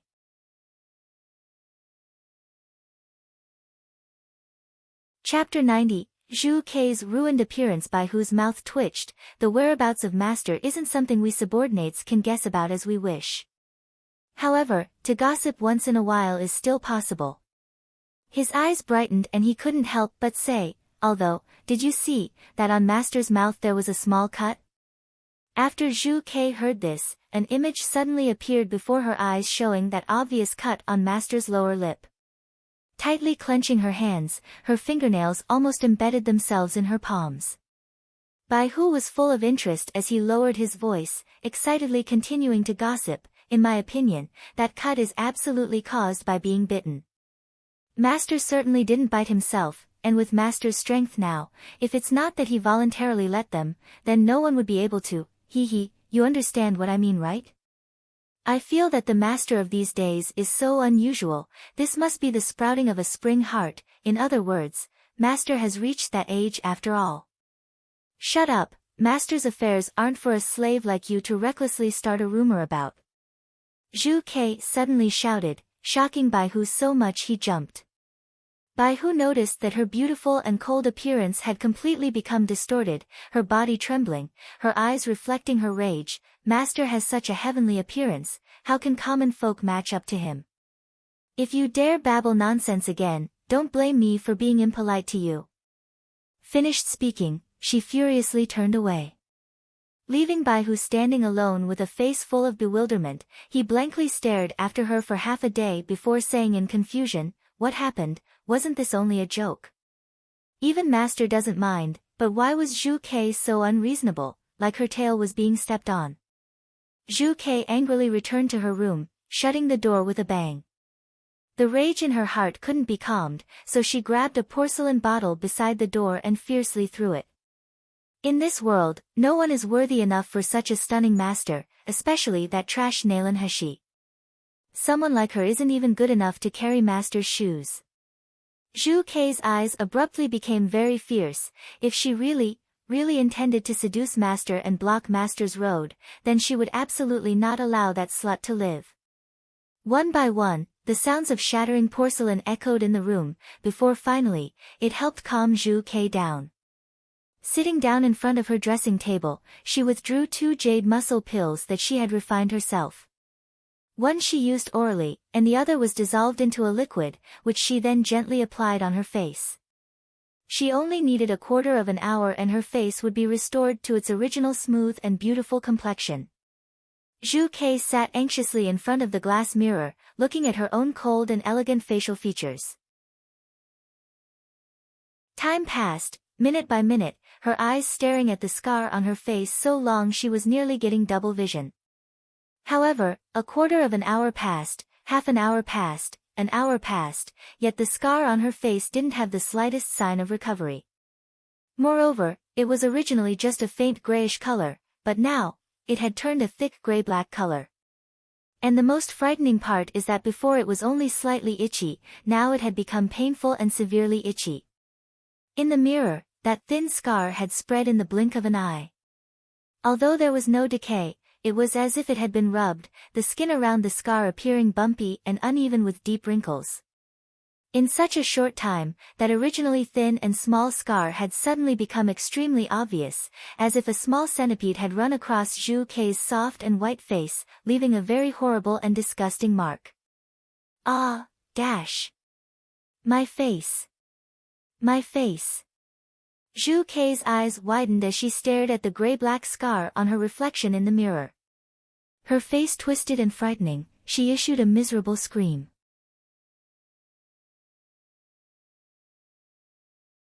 Chapter 91, Organizing her space. At this time, the Heshi that was being hated and cursed by Zhu Kei had long forgot about this woman.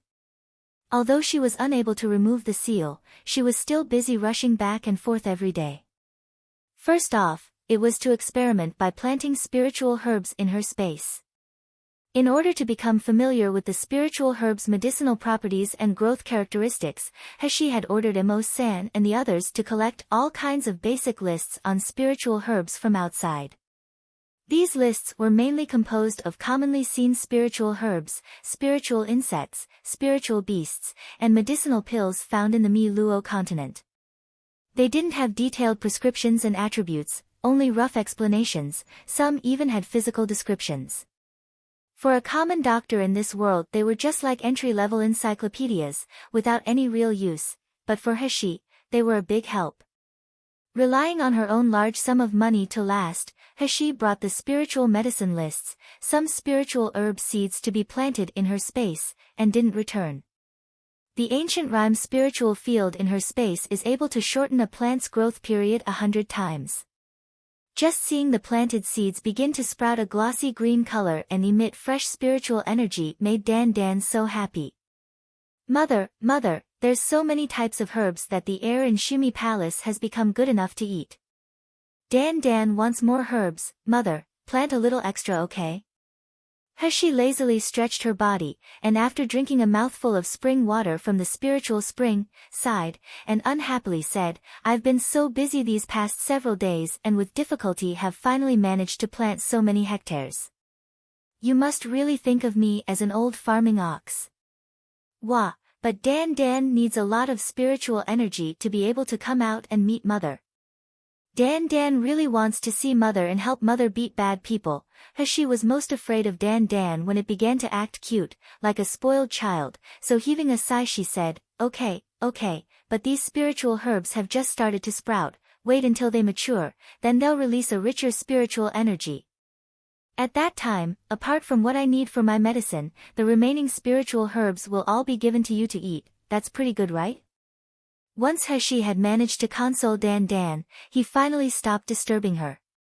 So after resting for a while, she continued to plant in a few areas. Looking at the field in her space, that was at this moment verdant and lush, Heshi's face showed a smile. Apart from those areas of spiritual herbs, Heshi had also planted a range of edible spiritual fruits and spiritual vegetables. These spiritual fruits and vegetables didn't have any special attributes, and they also didn't contain much spiritual energy, but as for taste, they were easily the most delicious. Because the time in her space didn't follow reason, the crops she had planted were already nearing maturity and she would be able to harvest them that night. But when her eyes fell on the vast expanse of empty black soil, Heshi felt frustrated. The amount of spiritual herbs she had managed to plant today just weren't enough. The fact is, that after she feeds them to Dan, there wouldn't be a single remaining spiritual plant left in the ancient rhyme spiritual field. But how could the blame be all hers? Doesn't farming require proper time and effort? How could she manage to finish sowing such a large area by herself? Not to mention, later she would have to harvest everything that had reached maturity, and then prepare the soil so that she could plant more crops. Just thinking about all that work made her head feel like it could explode. In the future, if she could find a hard-working, loyal, and capable person able to help with the farming, that would be nice. He had barely withdrawn from her space and opened her eyes, when she saw Xiaoli enter the room, staggering as she carried a large basin filled with hot water. This little girl was still young, only 10 years old, but coupled with possible long-term malnutrition, it had left her looking thin and small, giving her the appearance of a 7 or 8-year-old child.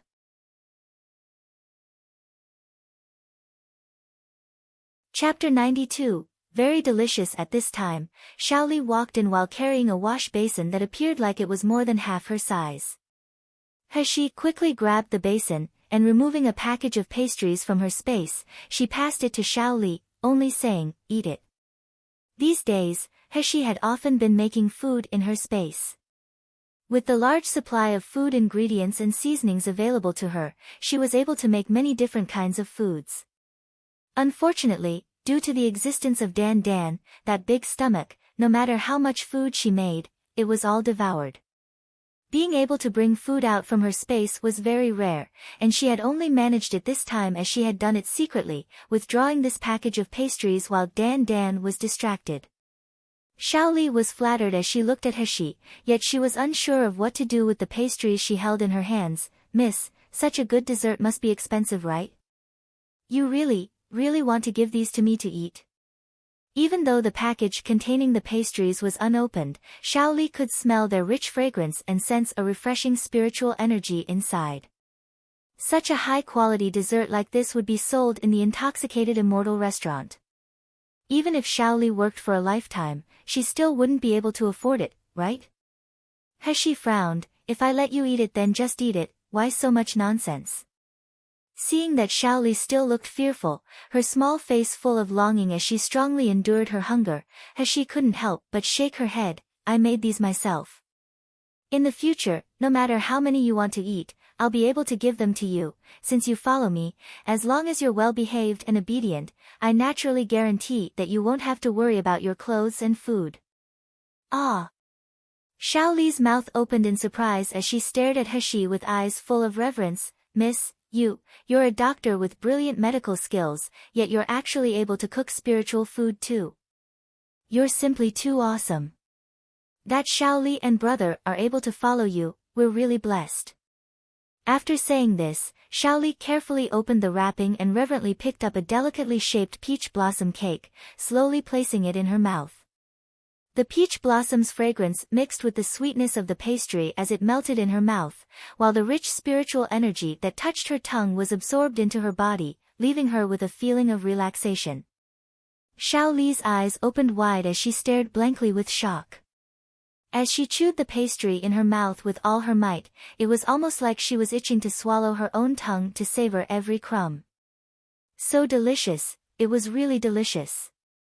In this lifetime, she had never eaten such delicious food before. Even when her brother had once secretly brought her to their employer's house to eat expensive spiritual fruit, that fruit hadn't had 1/10 of the deliciousness contained in this cake. As soon as she returned to her senses, she realized that only 2 red bean cakes remained in the bag that she held in her hands, yet she still wanted to continue eating.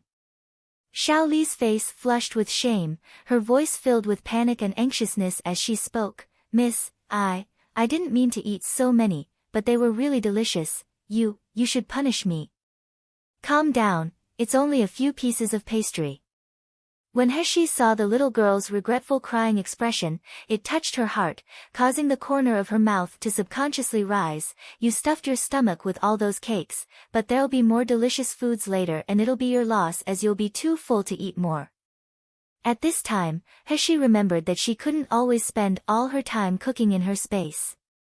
It wasn't just Dan Dan, the big stomach king who devoured everything she made to look after, there was also Wet Nurse Chen. Her body was so weak, and having been nursed back to health after not being able to treat the illness for so long, it now appeared that rather than medicine to help her recuperate, it would be better to use healthy food. Of course, if He could take advantage of this situation to teach Wet Nurse Chen how to cook, in the future everyone's meals would improve, while allowing for her to be lazy and cook less. In regards to Wet Nurse Chen's recovery, just as He expected, the healthy food was very beneficial. After eating it for more than a week, Wet Nurse Chen's originally weak and unsightly complexion became rosy, while the impurities in her meridians also started to clear up.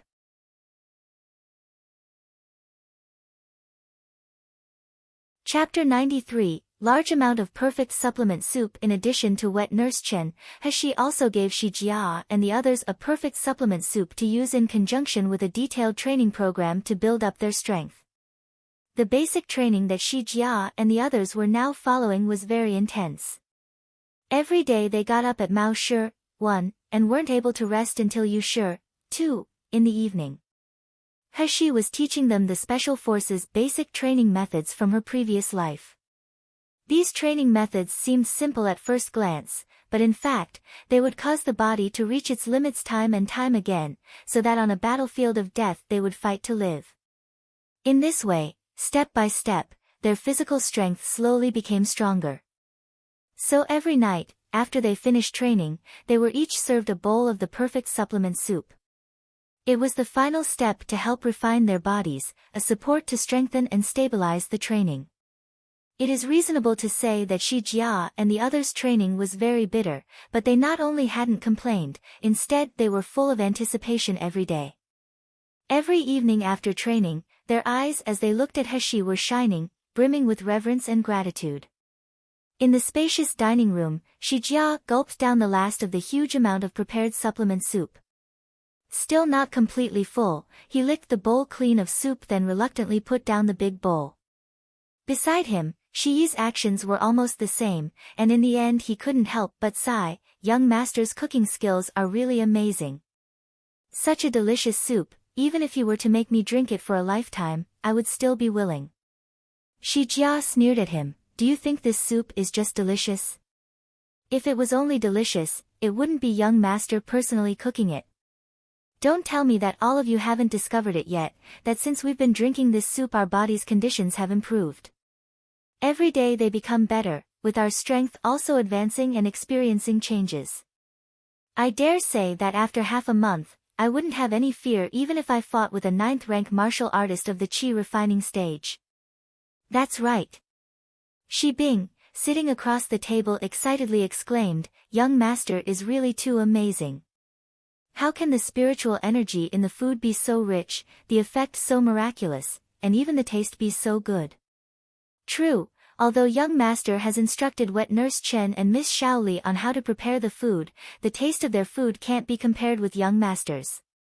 Moreover, have you all heard young master's words? Now that our training is underway, and only the most basic training at that, as long as we can pass this stage, he will teach us far more powerful skills in the future. Once we've learnt these special skills, even if we were to meet with a foundation establishment stage martial artist, we wouldn't need to have the slightest amount of fear.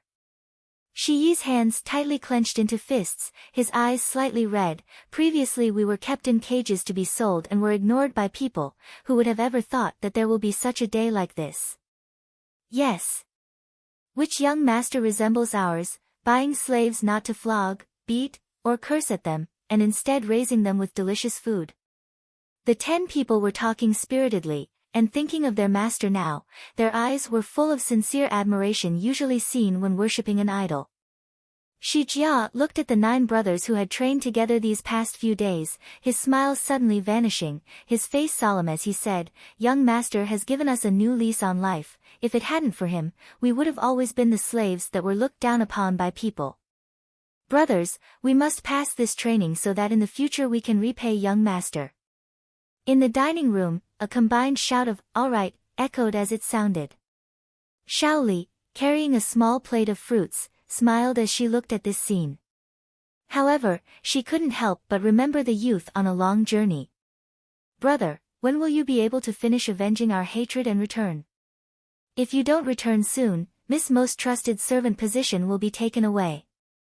1. Mao Shi 5 to 7 a.m. 2. Yu Shi 5 to 7 p.m.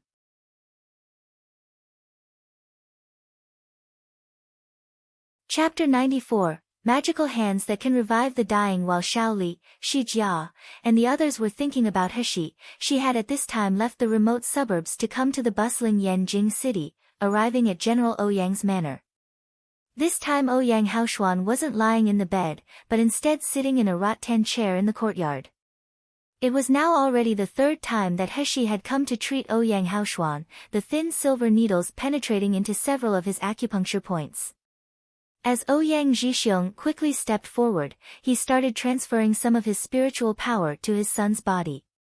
The silver needles inserted into Ouyang Haoshuan's body shook slightly, as if there was an invisible hand shaking them. Yet unlike with the previous times, this time was different as there was now no longer any thick black liquid seeping out. Done. Heshi lightly uttered, her face showing a satisfactory smile. The youth's skin was as fine as white porcelain, almost transparent under the sunshine.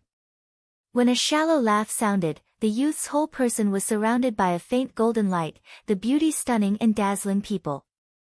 As Ouyang Haoshuan reclined on the rattan chair, he momentarily felt stunned, his heart feeling as if it was grabbed by something. With a ticklish, heavy pressure in his chest, his breathing started to unconsciously speed up. Ouyang Zhixiong was pleasantly surprised as he looked at Heshi. Genius Dr. Shi, today we didn't see any poison seep out. Does that mean that Haoshuan is already completely recovered? Heshi nodded her head, and after returning the silver needles to her space, she then sat down beside Ouyang Haoshuan. Her voice was as ice-cold as her jade-like slender fingers as they grabbed Ouyang Haoshuan's wrist, gently pressing down on his veins. His wrist sensed the cool touch of those soft and slender fingers, more exquisite than mutton-fat white jade. Ouyang Haoshuan suddenly felt his whole body tense, and feeling like the hand on his wrist was actually pressed against his heart caused him to be unable to suppress the shudder that shook his body. Heshi glanced at him strangely before she then withdrew her hand, saying, "The poison in young Master Ouyang's body has been completely removed, his broken tendons repaired, and his dantian is now able to once again accumulate spiritual power. Unfortunately, due to the fact that young Master's body has been declining for more than a year, his body is now extremely weak. Not just his body though, his meridians are also very fragile, so young Master Ouyang's body needs some time to exercise and recover completely." Ouyang Zhixiong nodded repeatedly, and looking at Ouyang Haoshuan reclining on the rattan chair, he could feel his eyes start to redden. His son had been lying on the bed for over a year, and with a pale complexion and an unshaven beard, the whole image he had portrayed was one of an abandoned beggar, completely dejected.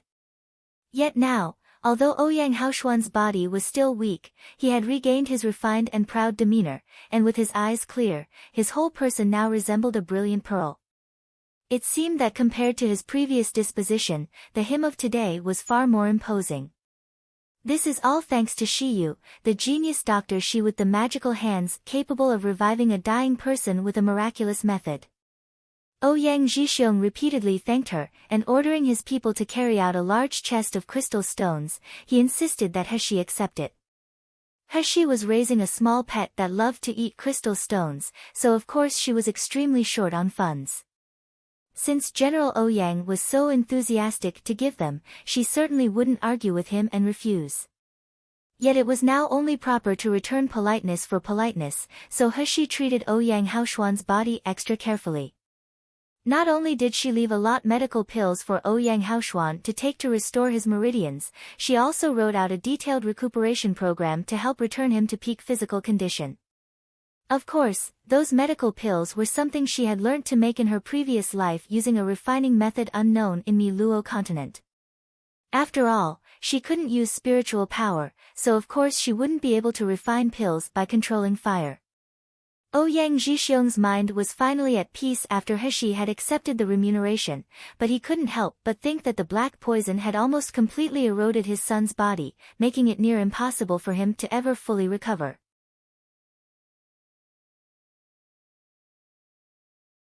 Chapter 95, Devouring Spirit, Genius Dr. Shi, do you know what kind of poison was in Haoshuan's body? Heshi's movements slightly paused and she was silent momentarily before finally saying, the poison found in young Master Ouyang's body was devouring spirit. This poison is extremely rare in Jinling country, it's colorless and tasteless, so it's very difficult to detect this poison in an ordinary martial artist. Once this poison is administered, it nourishes itself on the body's spiritual power, rapidly spreading throughout the entire body. For people infected with this poison, the meridians will rot inch by inch, while the dantian will gradually wither until all that remains of the person is a layer of skin. Only then will they stop breathing. During this process, the person will feel like they're slowly being devoured by 1,000 ants, in such unbearable agony that they would wish for death. An ordinary person would absolutely be unable to endure it. When saying these words, Heshi's face had slightly blushed. This was because she wasn't able to find out any information about the devouring spirit poison. Rather, the information had come from Nangong Yu, who had taken the bottle of poison with him, and several days later had ordered people to deliver a jade slip detailing the poison to her. Recorded on the jade slip was information regarding the devouring spirit's prescription and toxicity, with even a few detailed cases attached. With such a rare poison, she knew that within such a short period of time that she wouldn't have been able to find out such knowledge. Yet just recalling the shameless words that person had attached at the end of the jade slip caused Heshi's heart turn from gratefulness to resentment. That shameless bastard, who would like to think of him while lying awake restless and worried at night. Just dream on. Ouyang Zhixiong's and Ouyang Haoshuan's faces changed after hearing Heshi's explanation. Ouyang Zhixiong fiercely attacked a rock nearby, and after just hearing a bang, that rock that was as tall in height as half a person, instantly collapsed into dust. Who would be this vicious as to actually use devouring spirit to deal with my Ouyang family? He not only wanted to destroy Haoshuan, but also wanted to make our Ouyang family sink into a situation devoid of hope. Ouyang Haoshuan slightly moved his mouth as he sneeringly said, "No matter who is it, since they dared to plot against Ouyang Haoshuan, then there will be a day where I must make them repay what they owe 1,000 times." Heshi wasn't interested in participating in the Ouyang family's revenge, and since the illness was already cured, she was naturally ready to leave. However, just when she was about to go, she heard Ouyang Haoshuan gently call out to her, "Genius Dr. Shi, please stay a moment." Heshi turned around and saw the man who had been reclining on the rattan chair slowly stand up, his slender body appearing thin and weak under the sunshine, yet his back was quite straight. "Genius Dr. Shi, can I call you Shiyu?" The man's low and quiet voice was slightly hoarse, causing Heshi to raise her eyebrows yet not answer. Ouyang Haoshuan also didn't intend for her to respond, his mouth lifting into a shallow smile as he said, "Maybe Shiyu didn't take me seriously, but I still want to say it to you again. Young master, you have graced me with a new lease on life, so I, Ouyang Haoshuan, hereby vow, that in the future if Shiyu has any requests of me, as long as it doesn't bring disaster to my Ouyang family, I will certainly to go through any difficulty to accomplish it for you. If I violate this oath, let me be struck with divine punishment." Heshi stared blankly, while Ouyang Zhixiong was shocked, but immediately thinking of his son, who just half a month ago was dispirited and desperate, he felt relief. It wasn't an exaggeration to repay this life-saving kindness by willing to risk life and limb. Heshi was surprised by Ouyang Haoshuan's eyes, they were too bright, too cold. They somewhat resembled an aurora blooming between glaciers, obviously dazzling to look at, yet without a trace of emotion. Subsequently, Heshi felt a smile burst across her face, and without hesitation, she turned around and left Ouyang Manor. No matter what promises or oaths she heard, for her, it was all meaningless. After all, the partner who had previously accompanied her for 10 years had easily betrayed her, isn't that so?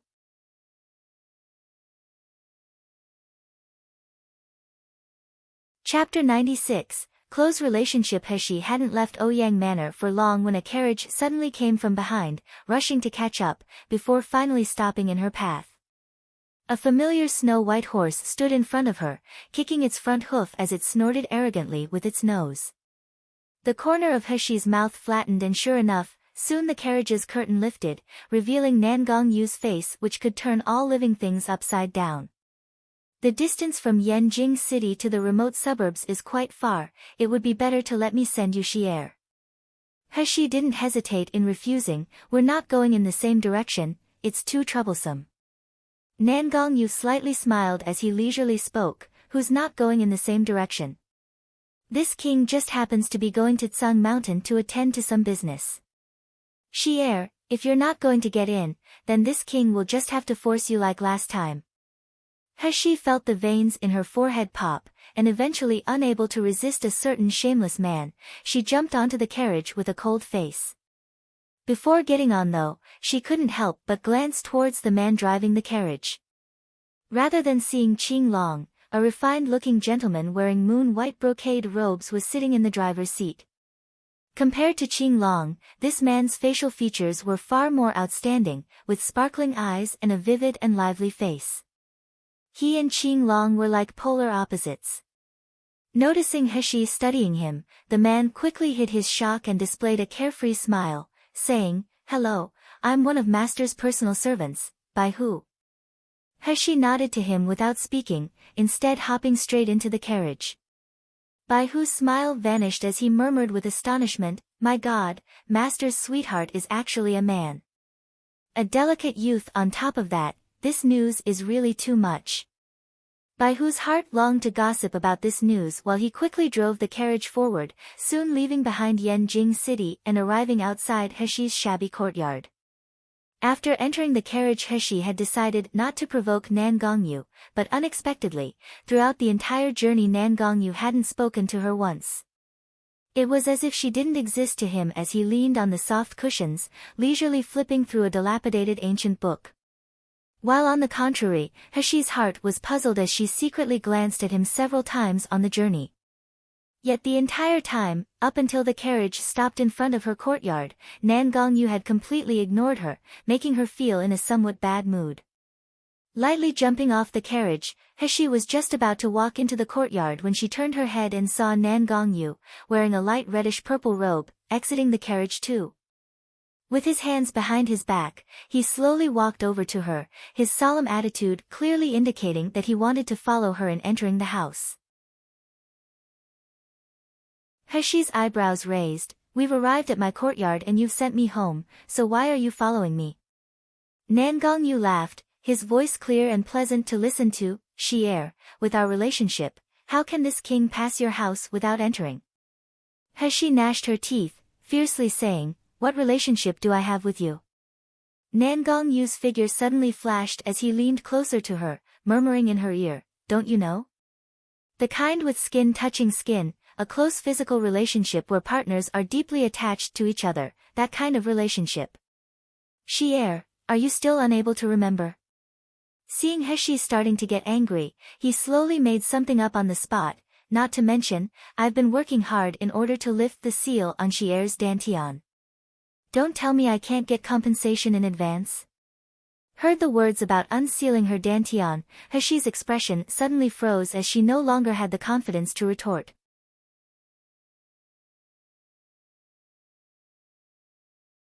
Chapter 97, Spiritual Kitchen Expert. Unsealing her dantian to enhance her strength was her top priority at the moment.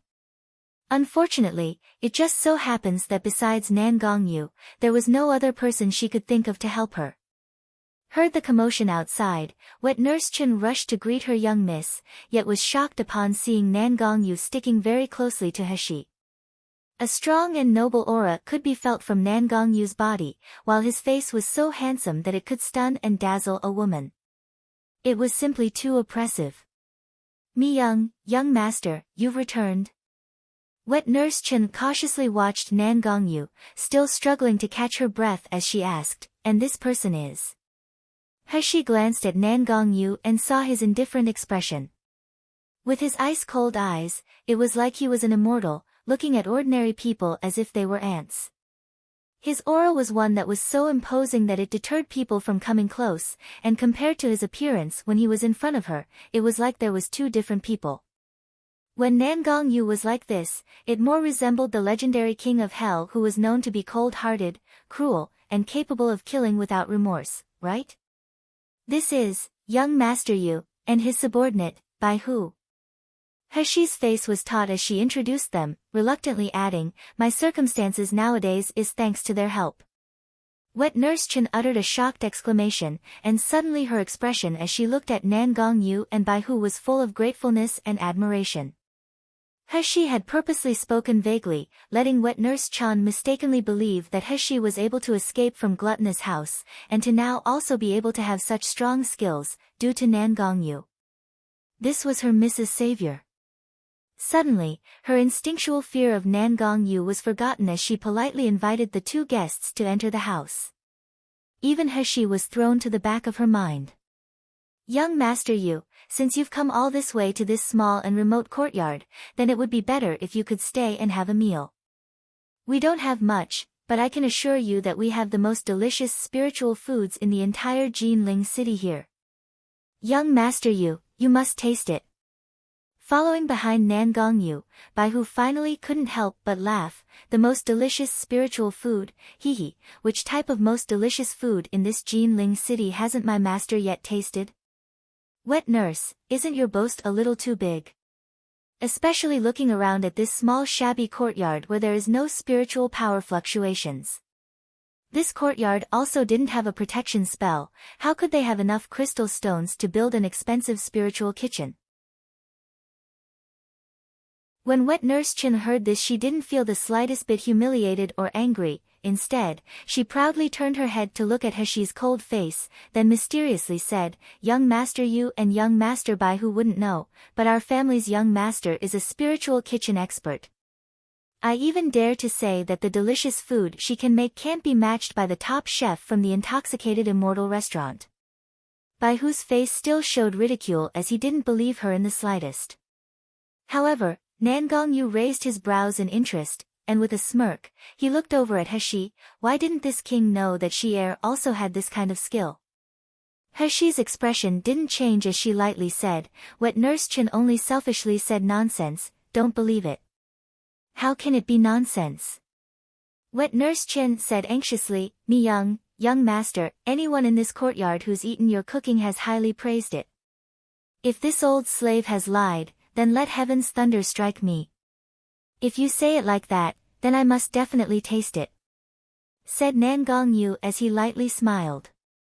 In He's heart she really wanted to be able to seal wet nurse Chen's mouth, but without the chance she could only gnash her teeth and say, we don't have enough fresh ingredients in this courtyard, let's try it another day. This wasn't a lie, because although the courtyard stored many foods, most of it was low-rank spiritual beast meat used to prepare food for Shi Jia and the others. Shi Jia and the others' bodies were way down on the cultivation line, so their food didn't require much spiritual energy at all, but if Nan Gongyu were to consume this low-rank spiritual beast's meat, the effect would be the opposite of the desired result.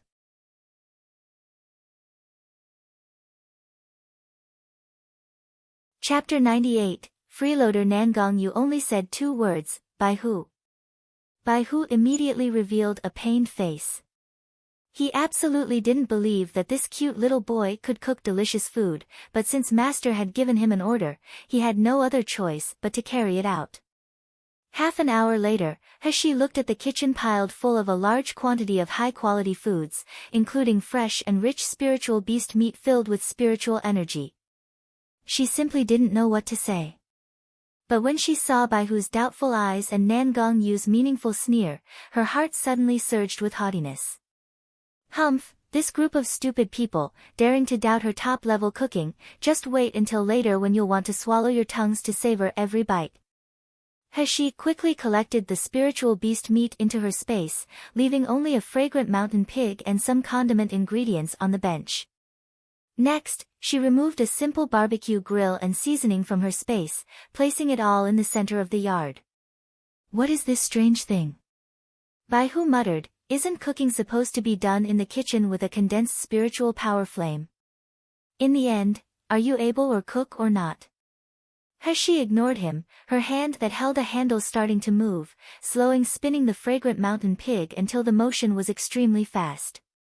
The fragrant mountain pig's body size was small and easy to capture, its meat was tender and delicious, so coupled with its rich spiritual energy, a martial artist would naturally prefer this as a food ingredient. The only disadvantage was that fragrant mountain pigs had a strong fishy smell that was extremely difficult to remove. Of course, a high-level chef would be able to get rid the smell, but using that kind of method would make the spiritual energy in the food almost entirely disappear. That Bai Hu choose this kind of ingredient was to obviously make it difficult for He so that he could see her humiliated.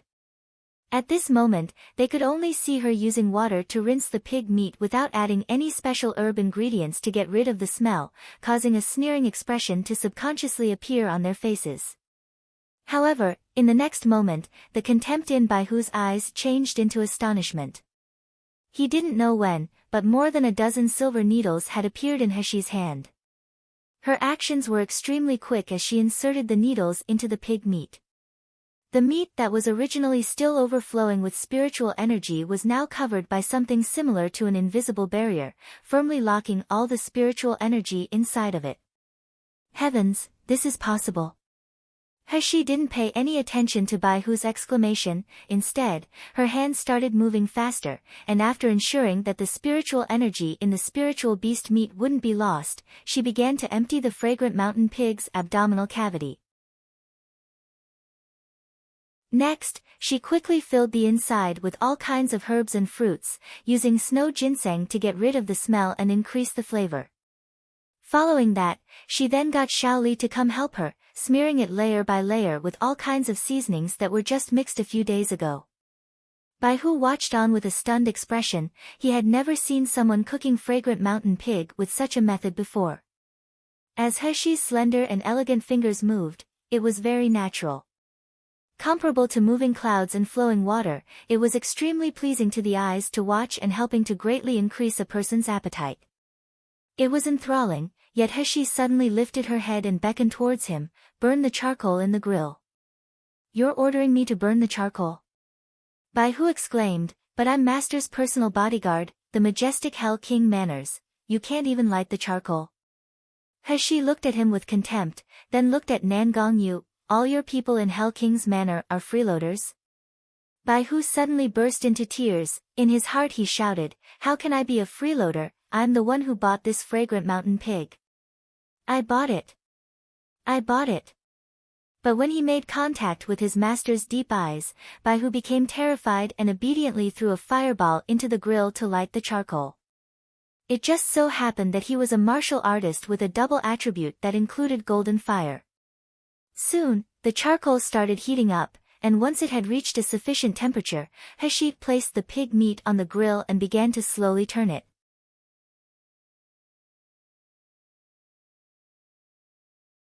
Chapter 99, Ravenously devouring. With the charcoal being heated by the fire, the fragrant mountain pig began to roast and be coated with a layer of crisp golden skin, with the smell beginning to permeate throughout the yard.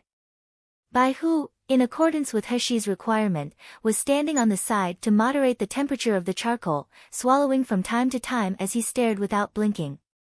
Suddenly, his stomach issued a loud gurgling sound, making Xiaoli, who was standing nearby, chuckle when she heard it. This in turn made Bai Hu's face instantly redden. This is too shameful. Yet, what smell is this? How can it be so fragrant, causing a person to be so tempted to taste it?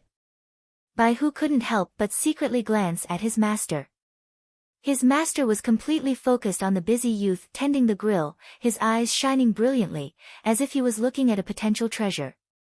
Taking advantage of the time it took to roast the fragrant mountain pig, He quickly made a salad and some soup. The ingredients and methods used for making both were simple. The ingredients were grown in the ancient Rime spiritual field, helped to grow with water from the 9th secluded spiritual spring, and after adding seasoning, the food would be delicious and rich with spiritual energy. It completely couldn't be compared with ordinary spiritual food.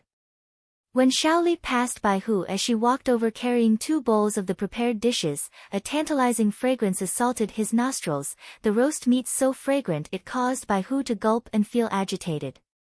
Hey, you can eat now. Nan Gongyu returned to his senses when he heard He call out, and looking up, he caught sight of a white robe and an elegant girl's face filled with a light smile. With picturesque features, her eyes shined like stars. On the table, tendrils of fragrance curled around the simple food, while the girl's originally somewhat glacial features had now become soft and warm. This was just like a warm family. Nan Gongyu stepped forward, and sitting down at the table, he picked up the chopsticks in front of him to taste the food. The taste of the fragrant and tender pig meat lightly spread across his tongue, and with the fresh and rich spiritual energy accompanied by a slightly spicy flavor, it instantly stimulated the sensitivity of his taste buds. It was as if there was a gentle trickle of energy slowly being absorbed into his body, causing the fatigue in his body and spirit to gradually be swept away. He sat on the other side of the table with a hand under her chin. She was beaming as she looked at him. "How's the taste?" Nangongyu lightly replied, "Not bad." "Humph, not bad. You say that, but your hand is moving so fast to eat. Isn't this like you're ravenously devouring the food? Wait a minute. You're actually going to directly use your hands to grab the roast meat? Aren't you His Highness Hell King, the idol of every girl throughout all of Jinling, and yet you're eating so vigorously like this? What about your image? In the time it takes to burn a short stick of incense, the 3 dishes and serving of soup on the table were all eaten clean by Nangongyu. Baihu sullenly scowled. "Master, I helped to roast the food for so long and yet you couldn't even leave a little bit for me?" Even such a person like Master had kept eating, forgetting about everyone else. In the end, how delicious had those dishes been? He also would have liked to try tasting it. Woo-woo. Xiaoli saw him looking so pitiful, and only then did she carry out prepared food for Shi Jia and the others from the kitchen to give to him instead. Of course, this food couldn't be compared in terms of taste and spiritual energy to the food that Nangongyu had eaten. It wasn't until the sun had started setting in the west that Nangongyu decided to take his leave. He sent them to the door and was about to return when Nangongyu suddenly tugged on her wrist, causing her petite body to be tightly enveloped in his embrace. "Bastard, you, let go." Wet Nurse Chen and Xiaoli were still watching them from behind. Nangongyu leaned closer to her ear and whispered, "Tomorrow I want to eat bergamot gold rolls you were mentioned earlier, so remember to prepare it." He glared at him. "What reason would I have to do that? This guy is insatiable."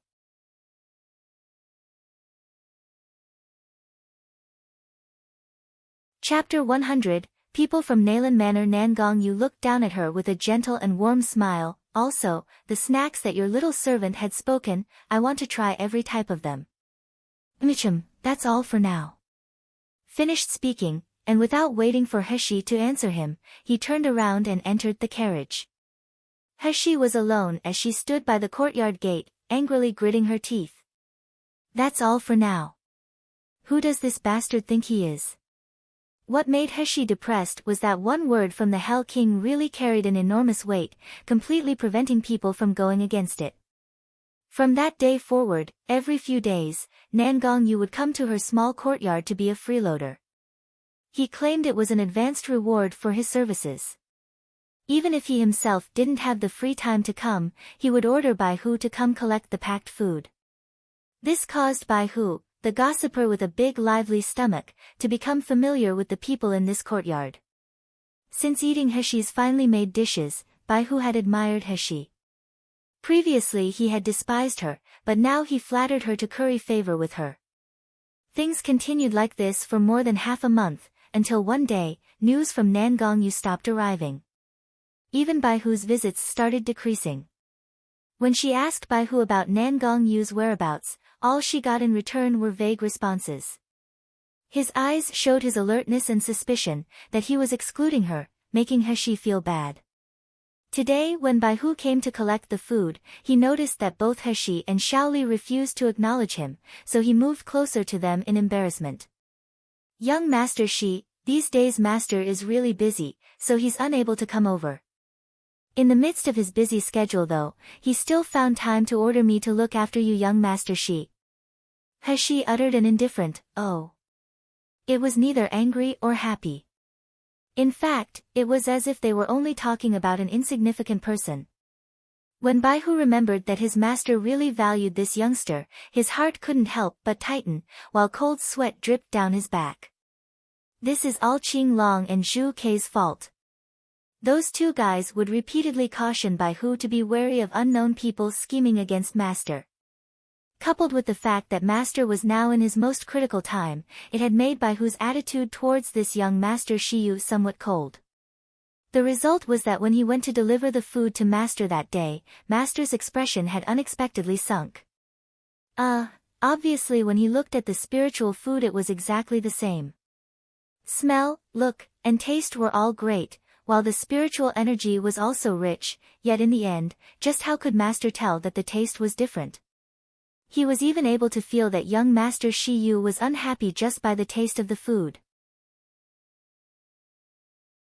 Since then, despite how much slandering Qing Long and Zhu Ke would do, Bai Hu no longer dared to ignore this young Master Shi Yu even a little bit. He has never seen Master so attached to a person before, regardless of whether that person was a man or a woman. So, as long as he is Master's sweetheart, he, Bai Hu, swore to protect him. Not to mention, young Master Shi Yu's foods were so delicious, that if he offended him, wouldn't that mean no more food for him in the future?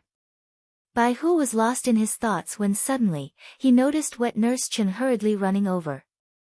Instead of her usual kind expression, her face showed panic as she called out, Miss. People from Nayland Manor have come. Wet Nurse Chen's heart was very panicked, as the terror caused by Nayland Manor had left a deep-rooted scar. Even now, though her miss has become stronger, she was still unable to control her fear of Nayland Manor. So being that she was in such a hurry, she didn't pay attention to Bai Hu and shouted out Heshi's usual address. Bai Hu opened his eyes wide in surprise as he looked at Heshi. Although he had long suspected, especially after Zhu Ke's implied words, that young Master Shi Yu is a girl, but how could there be such a magical technique to change one's appearance in this world?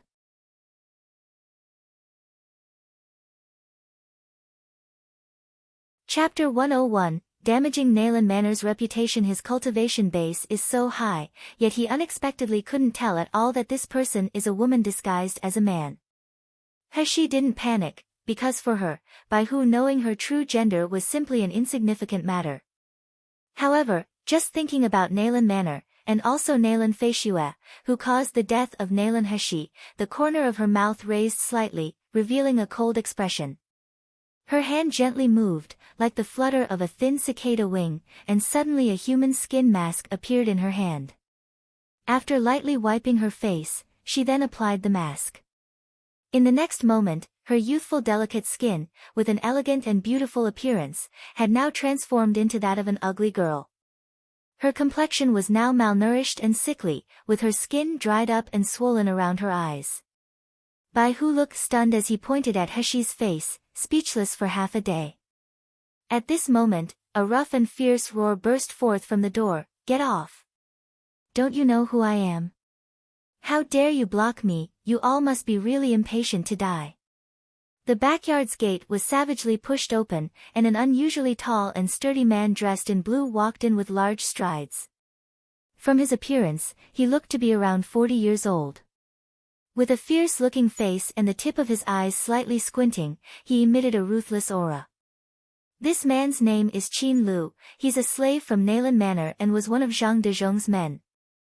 Due to the disappearance of Zhang Dezhong some time ago, Qin Lu had filled the gap of his absence and was promoted to head butler. He was currently very proud of his success.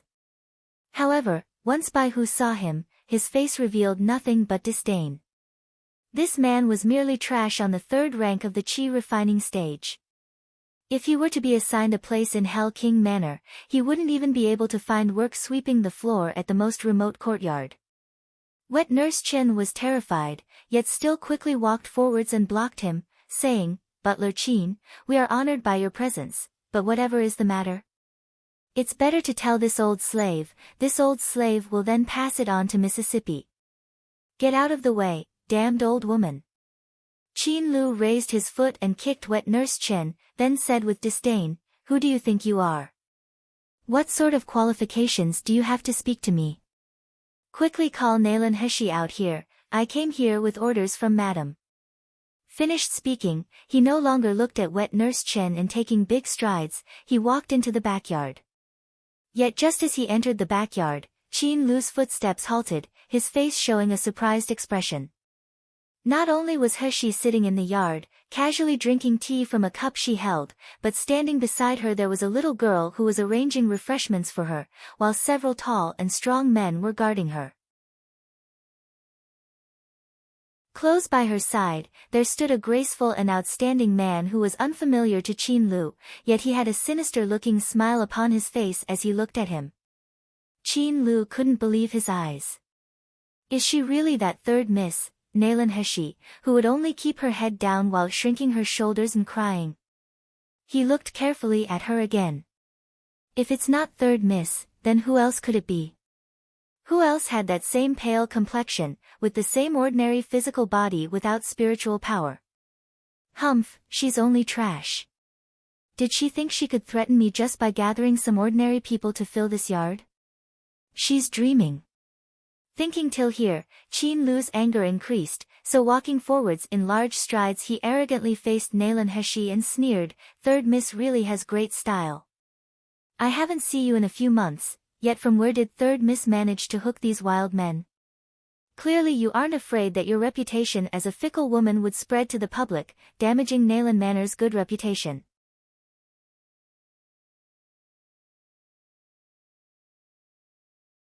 Chapter 102, Properly Teach You a Lesson. He hadn't yet responded when Bai Hu suddenly burst into laughter. "Nalan Manor's good reputation? I'm really sorry, but how come I didn't know about Nalan Manor's good reputation? Didn't the second Miss from your Nalan Manor, Nalan Feishue, seduce young Master Zhu Zhongba from the Zhu family? The news that she stripped him using violent means has already spread everywhere. Still using her strength against him, even though you can tell with one look that Zhu Zhongba is trash. TSK, the people from Nalan Manor are really well educated." Once Qin Lu heard Bai Hu's words, his face turned red. With his eyes expressing how humiliated and angry he was, his body slightly trembled with his rage. Even He wore a surprised expression on her face. Oh! It was unexpected that the rumor had spread to such a wild degree that it has already reached Yanjing City. This news really pleased her because if it wasn't thanks to Bai Hu, she never would have heard such amusing news, as she had been busy lately with sorting out her space, and helping Shi Jia and the others with their training. Thinking of this, she raised her head and glanced at Bai Hu with appreciation. Bai Hu straightened his posture, immediately beaming with joy. Young Master Shiyu, wrong, it should be Miss Nalan. She's finally not angry anymore, there'll be no problem with the food in the future now." Qin Lu finally recovered his wits and wanted to rush over to give Bai Hu a lesson right away. However, the atmosphere focused around Bai Hu couldn't help but cause him to shudder. Although Bai Hu had restrained the power in his cultivation base, due to his rank, it was impossible for it not to make an impact, resulting in Qin Lu instinctively feeling fear. He was used to being the one who took unfair advantage of a situation to bully others, so in the face of Bai Hu's aura, he had no courage, immediately choosing to rush towards He instead. "Little slut, isn't it you who incited your pretty boy to slander our second Miss and Nalan Manor? Nalan Manor raised you for so many years, yet you're a slut who kicks their benefactor. Not only do you not know how to be grateful, you even let your lover slander Nalan Manor. On behalf of Madam and Second Miss, I will now give you a proper lesson." Previously, when Qin Lu had followed Zhang Dezhong to this courtyard to deliver food, he had also used the opportunity to torture this third Mississippi. Because although Nalan He had the noble title as the third Miss of the Nalan family, her nature was one of an incompetent coward, and when facing a beating and getting scolded, she could only weep. Whenever he thought of himself beating the third Miss, seeing her shivering pitiful body, his tyrannical heart would become excited. Therefore, when he thought he would get to beat her again, with this third Miss curled at his feet and begging for mercy, his face flushed while his body trembled due to excitement. Bai Hu noticed the evil glint in Qin Lu's eyes, which made his own eyes turn cold. She is the person Master cares about and cherishes, yet unexpectedly this guy dares to be so arrogant and humiliate her. He should just die 1,000 times. However, before Bai Hu could make a move, Zhang San, who had been standing on the side, suddenly rushed forward. With his hands as fast as lightning, he pressed down on Qin Lu's shoulder, buckling it as he forcefully poured in his spiritual power. Qin Lu felt a sharp pain in his meridians, making him unable to move even a single step. Then, Zhang San lifted his foot, ruthlessly kicking Qin Lu's knee. With a heavy-sounding thump, Qin Lu was forced to kneel on the ground, while his head was also pushed down, resulting in him kowtowing to Heshi. A piercing pain came from his knee, and following that pain, his meridians being invaded by spiritual power caused him to release a pained howl. Heshi, who was still sitting beside a stone table, was acting like she didn't hear or see any of it. Leisurely, she reached across, and grabbing a piece of sugar-steamed cheese that Xiaoli had prepared, she gracefully placed it into her mouth.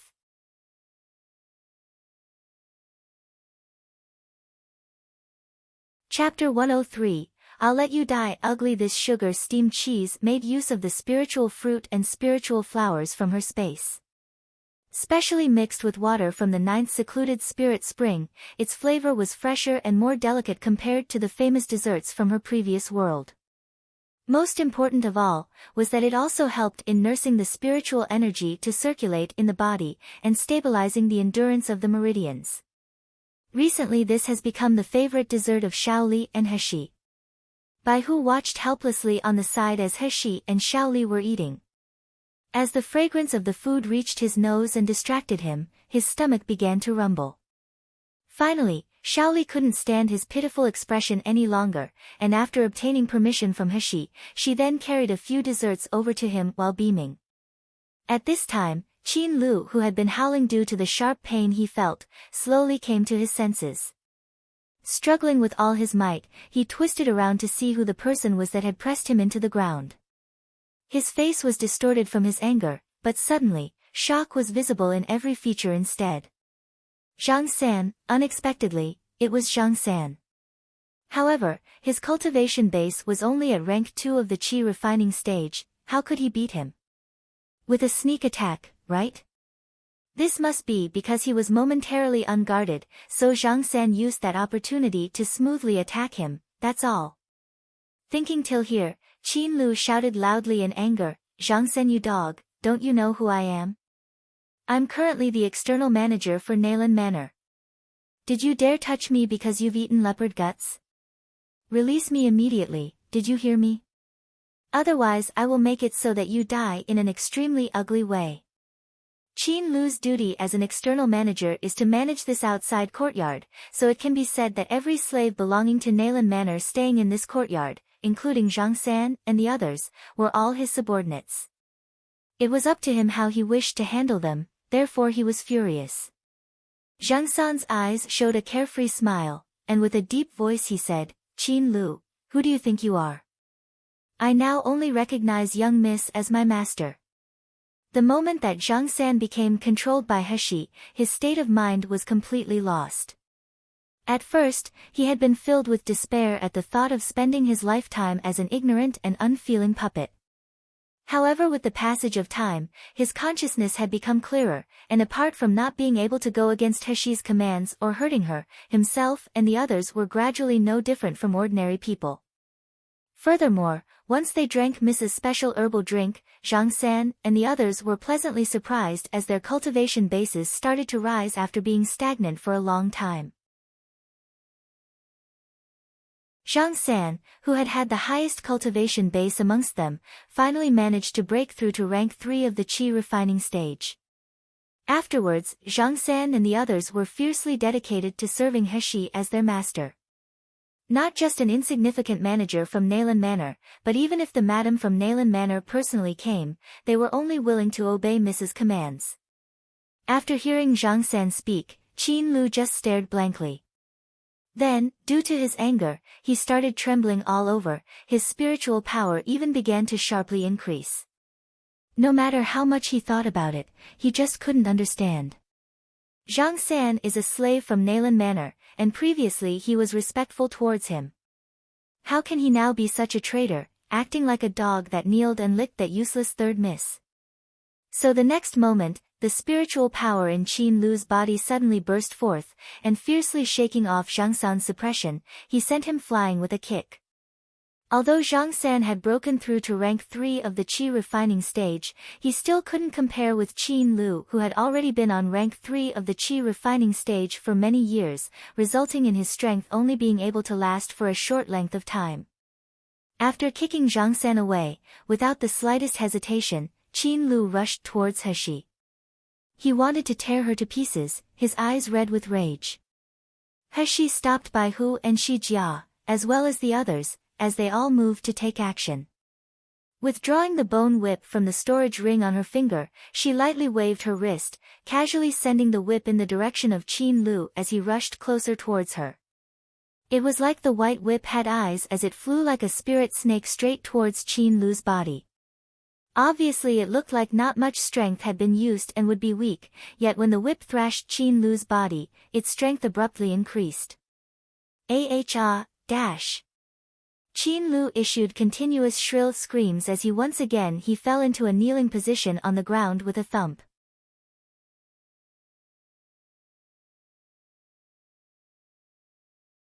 Chapter 104, Vicious Woman Who Treats the Concubine's Daughter Severely. The whip landed accurately on Qin Lu's body like rain, and no matter how much he used his spiritual power to dodge, he was unable to avoid the whip that made him feel like his flesh was being torn.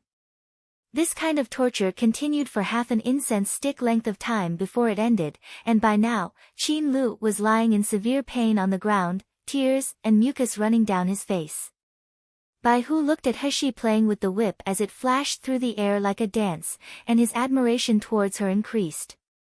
Obviously she is an ordinary person who lacked a cultivation base, yet by just relying on a bone whip, she was able to beat up a martial artist on the Qi refining stage until he was scared witless. Young Miss Naylan, your method of disciplining slaves is extremely brilliant. He raised her head and noticed Bai Hu's fawning smile, so she faintly said, then how about I teach this method to your master too? Bai Hu's expression abruptly froze, and quickly lowering his head, he no longer dared to speak. If this method was taught to master, then who would be the people he would discipline? Wouldn't it be them, his subordinates? Miss Naylan was really too sinister. At this moment, Qin Lu gradually returned to his senses, and stubbornly supporting his sore body, he slowly got up from the ground, fiercely saying, "Third miss, for what reason do you beat me? I was personally appointed by Madam to manage the external manners affairs, and Madam ordered me to come here to find you. You've so arrogantly humiliated me, do you want to disgrace Madam's face by stepping on her with your foot?" She sneered, her face not showing the least bit of fear like Qin Lu had anticipated. Instead, there was only coldness and contempt. Who do you think you are to be able to stand on behalf of Madam's face? Seeing the displeasure revealed in Qin Lu's expression, the contempt in He's eyes increased. I'll tell you now, you're merely just a dog from Nayland Manor, and I, even if not favored, is still Nayland Manor's third Mississippi. You, as a dog, has dared to run in front of your owner to bark. I'm simply teaching you what is right and proper, so even if you were to complain in front of Madam, what do you think what she can do for you? Hee. Wouldn't it be better if I ordered people to make this matter public? I can tell them that the Madam of Nayland Manor incited butler Qin Lu to come to my courtyard to behave atrociously, even threatening to beat me up. We'll see at that time if the people of Yanjing City feel that I am arrogant, or comment that the kind and virtuous Madam Nayland is in fact actually a black-hearted and vicious wife who treats the concubine's daughter severely. Bai Hu standing on the side excitedly volunteered himself, I'm an expert in spreading gossip for this kind of matter. Miss Nayland, you just give this matter to me to handle. I promise that in less than half a day, Madam Nayland's new reputation will be known by everyone, even the people in Imperial City won't be left out. He almost choked on the tea she was drinking when she heard what was said. She really hadn't expected that the Hell King's personal bodyguard would have a hobby of gossiping like a meddling old woman. Whereas for Qin Lu, once he heard these words his complexion became extremely ugly, his heart filling with panic. Madam Nayland maintained a noble and benevolent appearance in Yanjing City. If her reputation was ruined because of him, he didn't dare imagine the consequences. Moreover, this time the madam had purposely ordered him to ask Third Miss to return. This third miss currently still had value as a commodity, so Madame would absolutely not dispose of her yet. Ultimately, the only one with bad luck is him. Thinking of this, Qin Lu felt cold sweat drip down his forehead, his eyes flashed, and finally he lowered his head, unwillingly saying, "Third miss, please don't talk nonsense. Madame is most fair and benevolent when handling affairs, she absolutely wouldn't treat a concubine's daughter severely. Just a moment ago, I was the one who was too rude and impetuous, offending Third Mississippi. I ask Third Miss to please forgive me."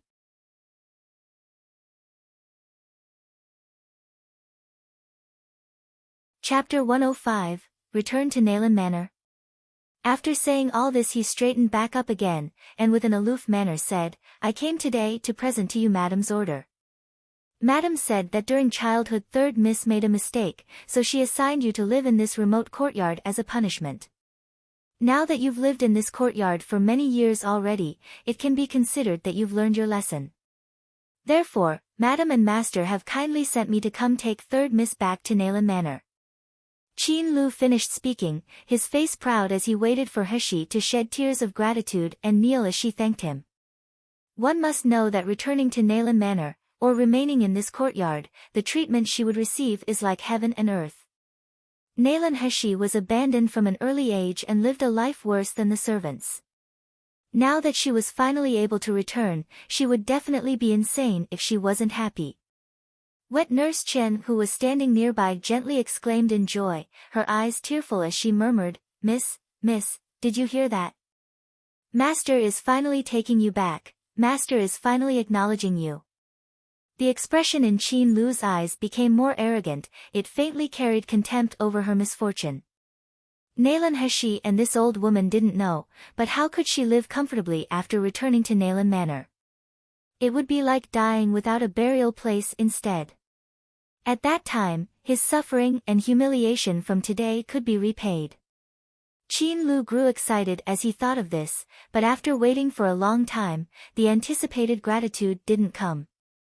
As he raised his lowered head, he came into contact with the sarcastic expression in Heshi's eyes.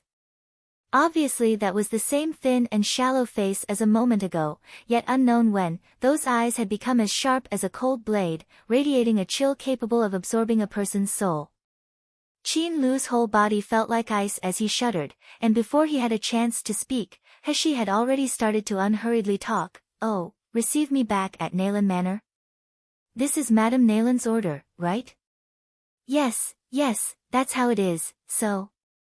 Qin Lu's heart felt frozen as he was watched by those sharp eyes, causing him to stutter. "Madame has kindly graced you a favor, you should just obediently accept it. Not too early, not too late, yet it's only now that she shows her kindness.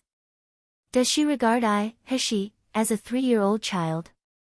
Heshi laughed coldly. "I'm unsure though, is this act done out of kindness or maliciousness?"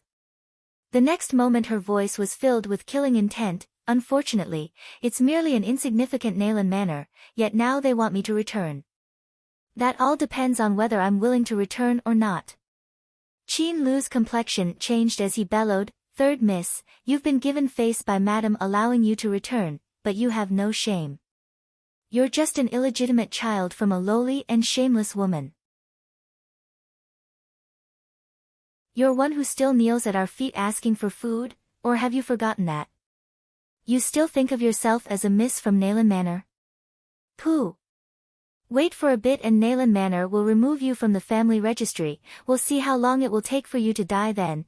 Qin Lu's voice was cut off with a grunt, his body forcefully lifted off the ground by a single hand at his throat. He opened his mouth wide and issued a caw-caw sound, his whole face turning a mottled purple and red. Staring at the thin and weak little girl's hand which held him suspended, his eyes showed his shock and fear. Heshi smiled slightly at Qin Lu and asked with a gentle voice, "By who? Your master? How does he deal with insubordinate slaves who bully their master?" Bai Hu gazed coldly at Qin Lu whose throat was still gripped by Heshi, and sinisterly said, "It's execution by 1,000 cuts of course, then crushing the bones and scattering the ashes. This kind of filthy guy, don't tell me he will have to remain and keep dirtying my eyes?" Qin Lu suddenly opened his eyes wide. They were filled with fear as he struggled with all his might and shouted with a hoarse voice, "You wouldn't dare. Madam will not let you off. We still don't know who's willing to let who off." Invisible needles appeared like magic in Hashi's hand, then suddenly, she jabbed them directly into his brain. "You're tuning in to the Blissful Bookshelf YouTube channel. We're so grateful for your support, and don't forget to subscribe to join us on this incredible journey through captivating stories. Your generosity through donations truly makes a world of difference, as it's the primary source of revenue that allows me to expand and enhance this channel for you. Thank you from the bottom of my heart for being a part of this adventure.